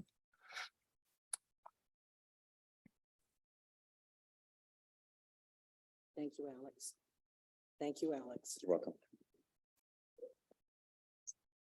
I don't have any questions at this time. Thank you. Quite a few of my questions that I had have been answered in one form or another. I'm going to try to condense what's left. Have there been any changes in scope or schedule anticipated? 850, 1,493 bedrooms. Is it still, that's the anticipated project? That's what you're going with? Okay. If impacts cannot be adequately mitigated through reworking these multiple points, 8 points, 6 points, or 4 points that are still outstanding. If they can't be mitigated, does that necessitate a change in the project scope? Not exactly. So the Clayton may want to jump in here. Let me just give the broad overview. We are required to identify mitigation measures for all impacts, and we are required to adopt feasible mitigation measures, meaning that they're economically feasible, they can be physically achieved, and that they will be effective at addressing the impacts. But of course, when you have larger projects, you cannot always with certainty say the mitigation measures will absolutely reduce every impact to a less than significant level, and you may have some level of residual significance. The CEQA process does allow that you can nonetheless move forward and still approve a project so long as you can find overriding public benefits. Although there may be significant impacts, the benefits of the project enumerated, described, would outweigh those impacts, and there are broader benefits that outweigh those things. So does that address your question, Don? Yeah, to the extent I understand that overall problem here. And that gets to my next question. Public benefit. What potential public benefit, if we're talking outside of this valley and outside of the development team, what is the potential public benefit? More restaurants, more jobs? I mean, how do you, I mean, that seems like thin ice to me on a project like this. It's actually, I don't consider it thin ice. It is a very big discussion though. And I mean, I think the statement of overriding considerations for this project previously that was adopted is about 120 pages. And it gets very technical and it looks at a lot of different things, but you touched on some of those things. A lot of the things here look at things that are directly occurring in the valley. For example, correcting a 60-year-old legacy impact of the Corps of Engineers channelization, providing a fire department that a lot of that, some of that is driven by the project, but a lot of that, the dedication of land, the design, the building and equipping and staffing that facility that provides broad-based benefits to all the residents and visitors to the community. That is a broad overarching public benefit. There are some other things with regional contributions to environmental initiatives, employee housing, that also speak to those. There's, okay. Yeah. So thanks, Alex. That's a good answer. I'll accept that. Did I understand? I think I understood that this EIR, it's going to be the same EIR, but these outstanding points and things that need to be tuned are going to be looked at and further clarified. Is that correct? you can look at it as we had the prior draft EIR with all of its appendices. Then we prepared the final EIR with its appendices. Those are still part of the project record. And then there is the revised, if you will, a supplemental draft EIR that looks at these four technical areas, and they together along with the final that gets prepared through this continuation of that part of the process makes up the EIR, right? So all of that together makes up the EIR document. Because it just seems that I'm gonna try to put this in the form of a question. To what extent is there acknowledgement from the county on the EIR process that we are living in a different world than we were living in 2016? Traffic, fire evacuation, the uncertainty, drought, climate change is huge. It's just a different world. So to what extent is maybe more going to be looked at than these 4 points to reduce the vulnerability of another challenge based on other factors that, what was done in 2011 to 2016 may not be relevant anymore? There's quite a bit of case law with that, so I'm going to rely on my esteemed county counsel to address that, because it really does. It gets into project baseline and some other things that, Yeah. Clayton. Thanks, Alex. Yes, the short answer is we will be looking at all of those as part of the determination whether or not this project makes sense. We won't necessarily be looking at it in the scope of an EIR and mitigation measures, but we will be looking at all of that to make sure that this project is something that I guess would be supported by the county and your advisory, the advisory council for the Olympic Valley is going to be integral in that as well. So that will be reviewed, it will be looked at, but it will be done as part of the determination whether the project gets approved instead of as part of the EIR process. Are there any other questions from the room? We're coming back after public comment. Yes. Are we good for that? Okay, then now I will open it up to public comment. How many people do we have in the waiting room on Zoom? We have 11 people, but we have one person that has their hand raised currently. Fine, that's good. I just want to keep track of kind of where we're at on that. Absolutely. Then we'll go ahead and open it up now to public comment.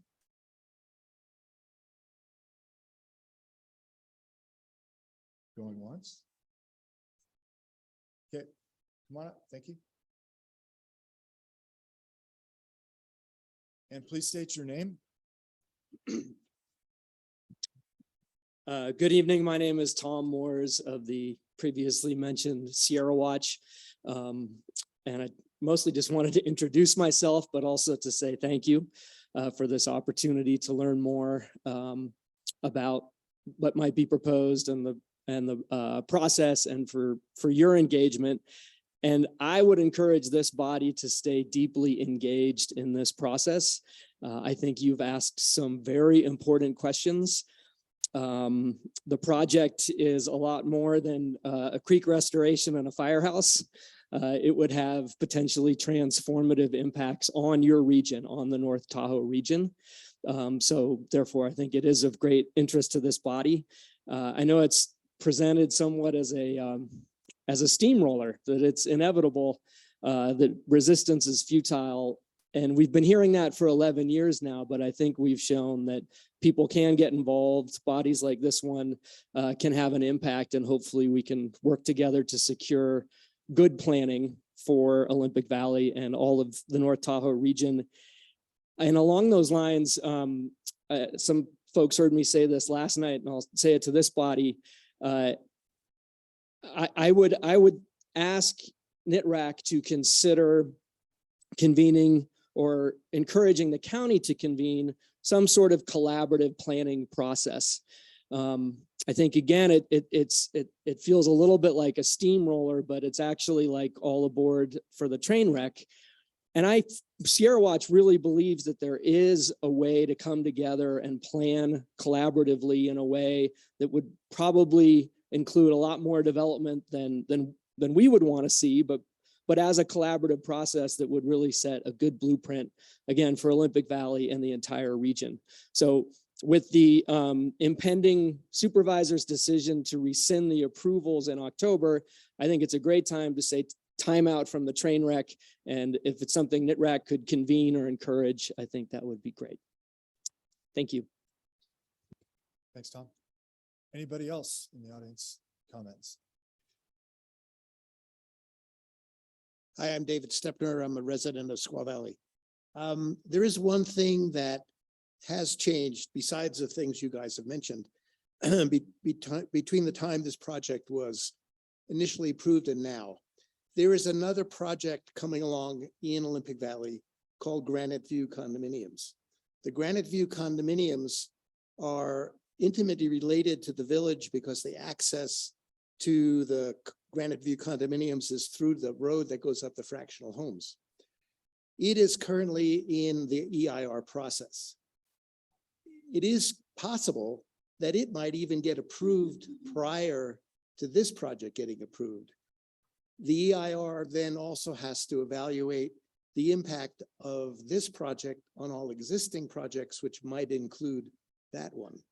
So the question is, how does this Granite View, although the timing is a bit uncertain, how does the Granite View project, because it is tied in terms of access and water, from what I understand, to the village project, how do those two things interact?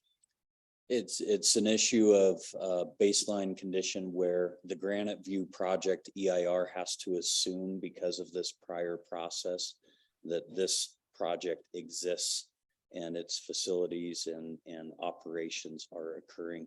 And so that's part of the environmental review. You build additively with later projects. They consider things that have been through a process like this as existing, whether they are physically existing or not, because of that prior EIR and entitlement process. So in other words, the Granite View condominium is taking into account the existence of the village. The EIR is that is the way I would say that. Clayton, you have anything to add to that? Actually, no, I don't. I thought you did a good job explaining it. Thank you. Great. Thank you. Any other comments from the people in attendance here tonight? Step up. Thank you. My name is Fred Ilfeld. I'm a resident here in Olympic Valley. I don't hear too well, so I may have missed some of this, and this may be repetitive. But Alex, as I understand it, the project you're presenting tonight is essentially the same as the specific plan for the village of Squaw Valley. Am I correct? Yes. Okay. Can you get specific, or as specific as possible, about the structure and the function of the Mountain Adventure Center? Jason, you want to handle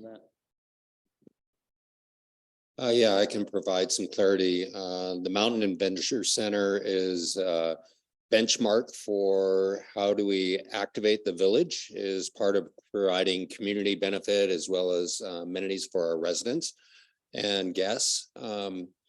It contemplates a multitude of activities, from bowling, convention center, movie theater, indoor rock climbing. There are water elements associated with that. If you were to look at the specific plan, it actually lists, 24 items that are possibilities there.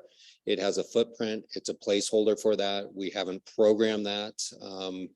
When we move forward with the development of the project, ultimately that would be responsive to what our community needs are, as well as our guest needs. There's no reason to build something that nobody wants. We recognize that as a business. So it is a placeholder in the specific plan for a commercial facility that would allow gathering of individuals. And its structure is pretty well defined in terms of height, in terms of square footage and so forth? Yeah, I wouldn't say the structure is defined in any form other than it needs to. No, the size. No, it needs to follow the guidelines of the specific plan. They give an acreage, they give a 50% of that needs to be footprint. It can't exceed heights of 96 feet on the tallest elements. I think on the frontages of roads, there's a peak of 68 feet. So there are guidelines that define the architectural style, the stepping of massing. But no, a building has not been defined, but the footprint has by the large lot subdivision map. And as to the function, and this is not a minor question, because we have heard in the past that a major part of it, I don't know how much, will be devoted to water activities. And that impacts the water usage in the valley. Is there any estimate? Is that the same as you have estimated before? Or is there any change in that at all? In terms, particularly in So terms that's of a water? very good question, Fred. So that was part of the water supply assessment. We had to determine, a maximum amount of demand for that water.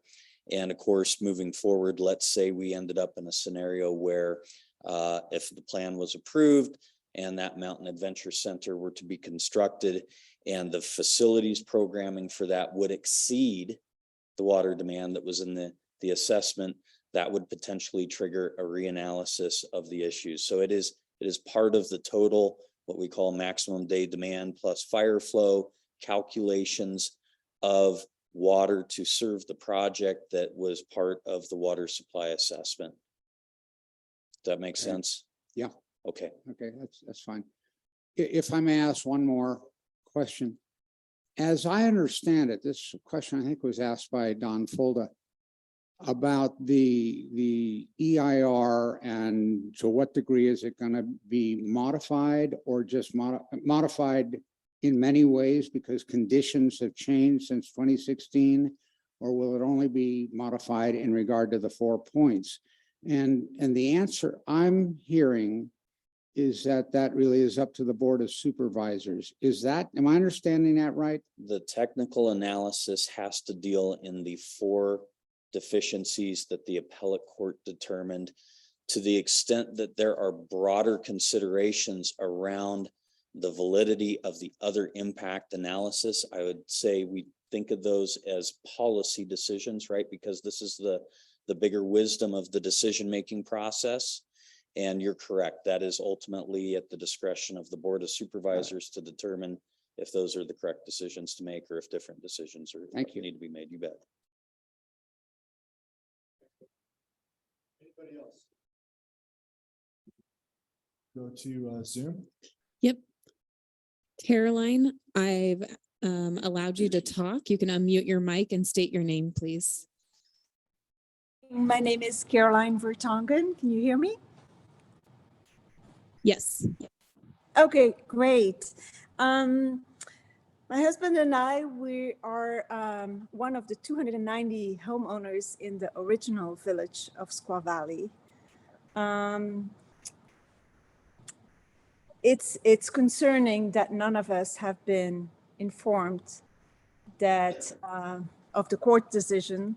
We all thought this was done, and because we have expressed our concerns, and I really appreciate this board, and I hope you will stand up for us.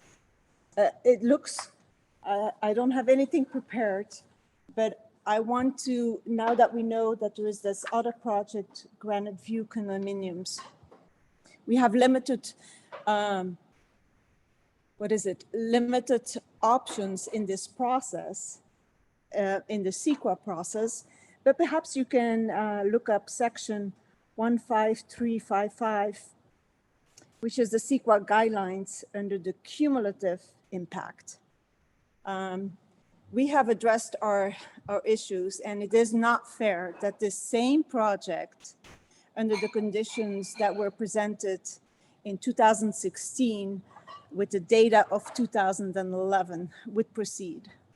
So I hope we, the community, once we know about it, we will help you proceed to work on this entitlement program and make sure that big corporations like Altera, who bribe, not bribe, but that, that they're so expresses over spending millions to promote marketing and mass tourism.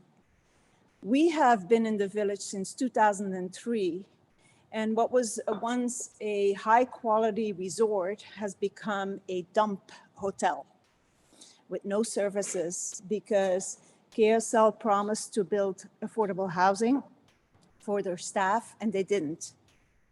So it's all managers are paid, but not the staff. And so they did not keep up. Yes, our dues go up every year and we don't get any services. So I would like to be part of this. I'm really passionate. I appreciate all the concerns that Mr. Morris has said. Tahoe has limited resources and we should not, yes, we want change, but it should be for the public interest. And, you know, when you talk about water, remember in 2016, they wanted to use their water, what do you call it, resources. And we said, you cannot do that because we all know who lived in California. We know what happened on Highway 5 when they used underground water. Everything is sinking. Can you imagine that our mountain will be sinking? I would appreciate that Dee Byrne, and I apologize that my text message got deformed, but you know, we don't know her contact, and we would like to talk to Dee Byrne. She's our president. We have lived in this community for many years, and many residents have as well, but we need to be informed. So why were we never informed that the project is going ahead? Yes, many want to support you, but the information needs to be distributed. And let me know if I can help. We are all passionate. We want to keep our resources. They're very limited, and mass tourism is not going to do it. We also feel for the people. You know, they have commutes of 3 hours to come in Tahoe, in Olympic Valley, and 3 hours or more to go Ms. out. Rutan, Yes, thank you. I'm going to ask you in the interest of time to please wrap up your comments. That's okay. Thank you. Okay, thank you very much. Caroline, hi, it's Dee. Oh, can I speak? Hi, everybody.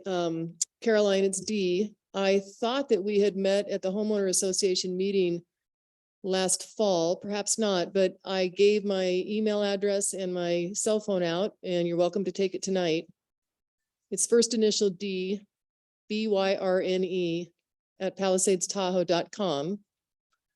Cell phone 970-331-1193.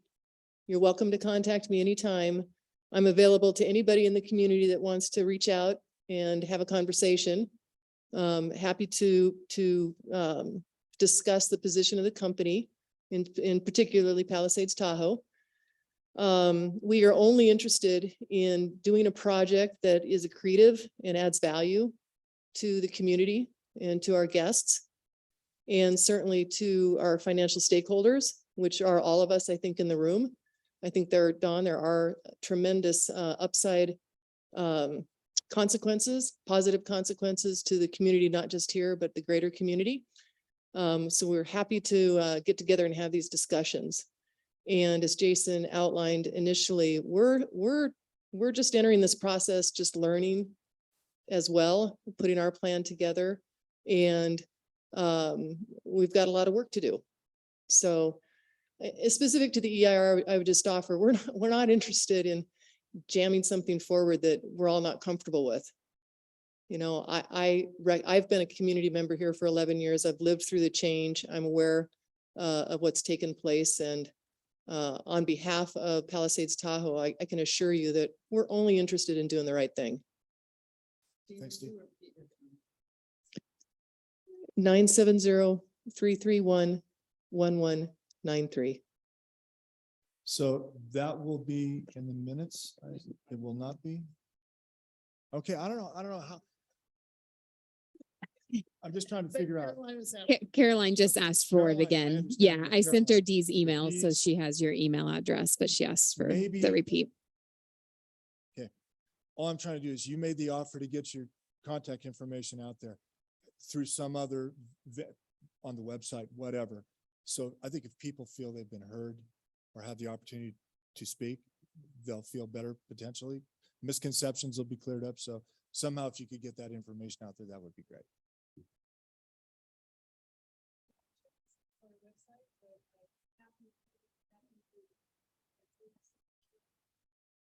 Okay, great.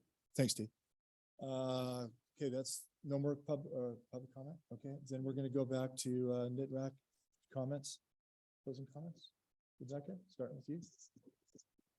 My comment would be that just because you don't have to go back and look at all the things that have changed, you definitely should, as a good community member, looking at the fact that traffic, water, drought, fire conditions have all changed drastically since 2011, and it would be irresponsible not to take those into consideration going forward. Yeah, I would echo that request that the EIR really significantly, deeply dive into the impacts as they stand now, not as they stood when the project was proposed, even if legally that's not required. I think that was an issue that was brought up a lot in the last process, is what is legally required versus what the community is asking to be considered. And this is a common thread, I think, in community issues, even outside of this one, is unfortunately, a lot of our laws and regulations, I think, are outdated, and the community tends to suffer in those cases, and that things can get pushed forward without, legal requirements needing being met, or with legal requirements being met, but not necessarily with the moral or ethical needs of the community always being met. So we just really ask that those impacts be looked at from current conditions. And with that specifically, employee, creating jobs is great, but our housing issue right now is just out of control. And there's a lot of great work being done to address that. But our agencies, all of the organizations and businesses up here can't fill the jobs that they have because there's nowhere for people to live. So it's great if we're proposing to build an additional fire department to help with mitigation of fire issues, but who's going to work in that fire department? Who's going to drive the additional buses that we need to have to handle the transportation issues? TART already can't hire enough bus drivers because there's nowhere to live. So I just really strongly encourage that we address these issues from a bigger perspective outside of just the bare minimum of what's legally required. Yeah, thanks. I don't have any additional comments. Thank you. I have one additional question on what you mentioned as water features. And I thought that had been scratched from the original plan. Is that something that's going to go forward, and what does water features entail?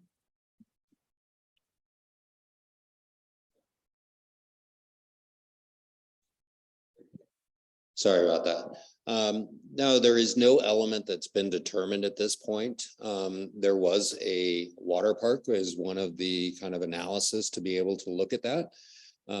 Some of that decision-making was to look at what the impacts would be associated with that. We do think that water is a very desirable amenity. If you think about a pool or a lazy river or opportunities to jump off of rocks, I think that both our community members as well as our guests would enjoy that.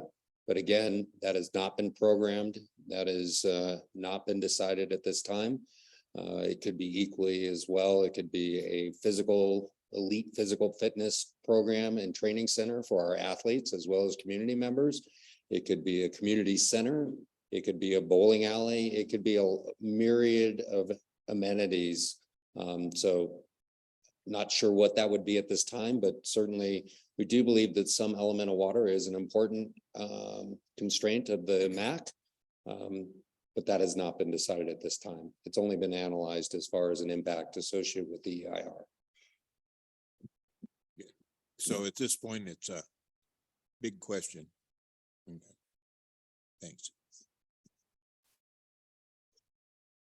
I think Rebecca and Nicole said it well in terms of urging the county to consider the changing local context that we find ourselves in today. And I guess the other addition that I would make is in terms of the public benefit question, I think it's really important to be thoughtful about how we're defining the public that we're talking about in terms of that benefit. Obviously, you have a fiduciary responsibility to your shareholders.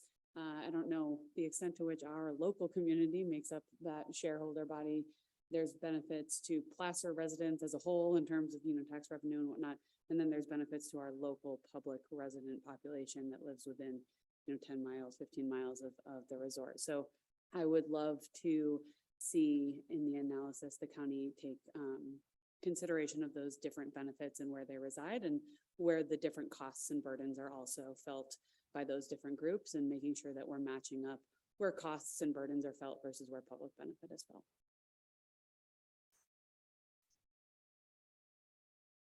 Yeah, back to planning. I've sat on the regional council for 14 years now, and we have some huge developments. And I think Tahoe is at the tipping point.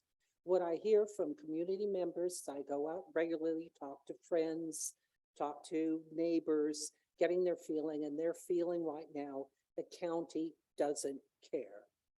These developments will go through. You've got 6 in Kings Beach, Tahoe Vista. You've got 3 big projects in Tahoe City area. You've got 4 here in Olympic Valley. You've got 3 in Alpine. It's really time to take a deep breath and look at a macro view of the impacts on the entire Tahoe Basin and the outlying areas. We're at the tipping point. It's either going to succeed or fail miserably. I'm really concerned here. I think that we really need to take a breath. I do agree with the other comment there, and take a macro view of all of these developments, just not this particular one here at the village. Thank you.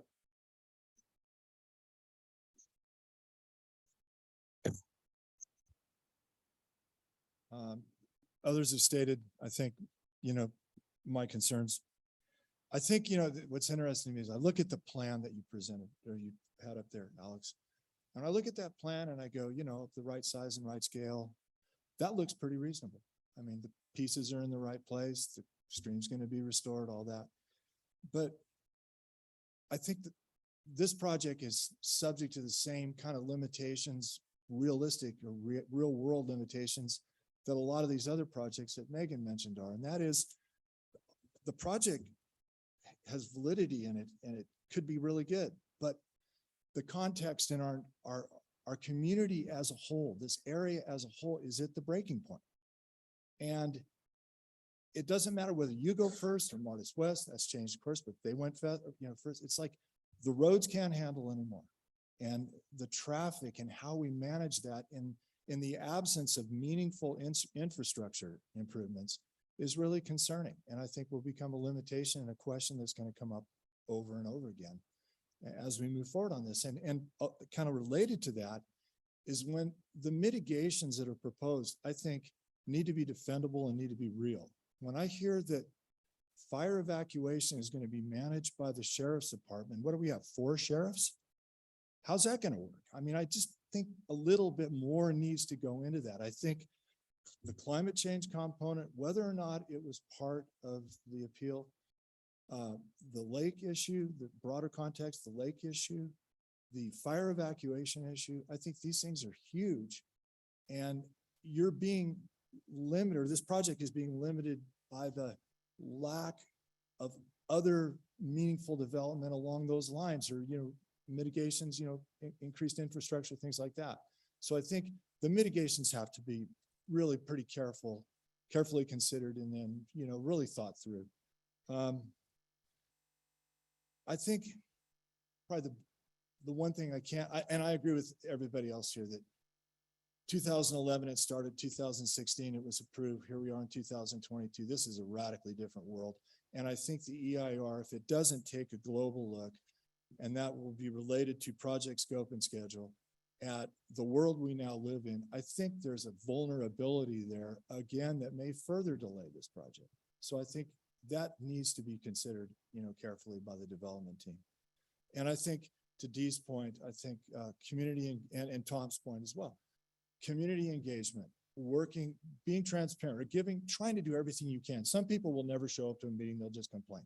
But if you do everything you can and the process is open and people feel they've been heard, workshops, joint maps, however you guys want to set this thing up, Palisades hosting something, whatever. I think we'll at least give people a chance to feel that they've been heard and maybe had an impact on where this ends up going. So I think it needs to be more than just addressing the 4 points that prevailed in the court action. So.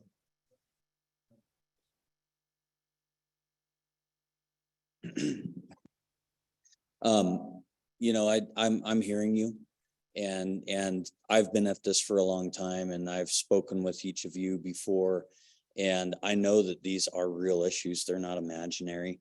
And that I will tell you that the vast majority of the county staff do really care about these things, and they're passionate about their jobs, and they're trying to find solutions.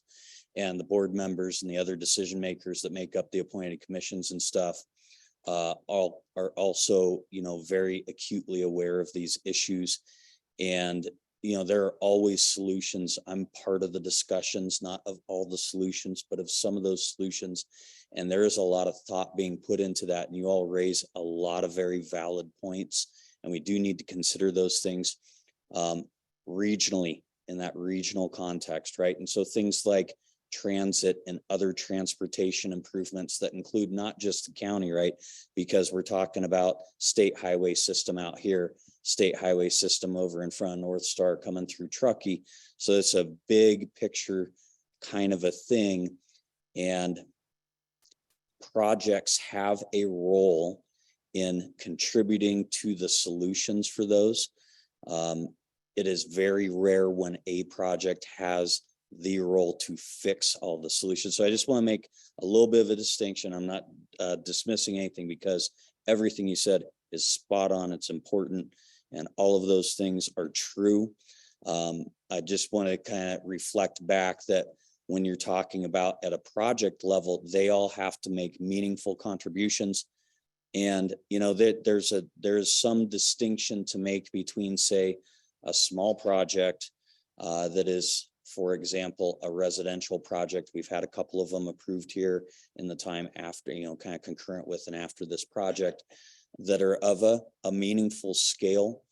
They don't rise to a level where you can apply something like a development agreement, where you can make above and beyond exactions to get other regional benefits and regional contributions to really address these kind of things.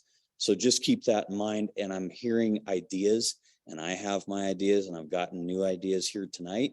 I think probably other folks do as well. And I'm going to continue to think on those things and talk about them. And I agree with you. They need to be addressed. So helpful. Yeah, great. Okay, thanks, Al. Any closing comments from? Okay, then we are done with this. It's an information item, not an action item. So we will move on now to future agenda items. Do I have anybody have any ideas, suggestions? Other than Caitlin?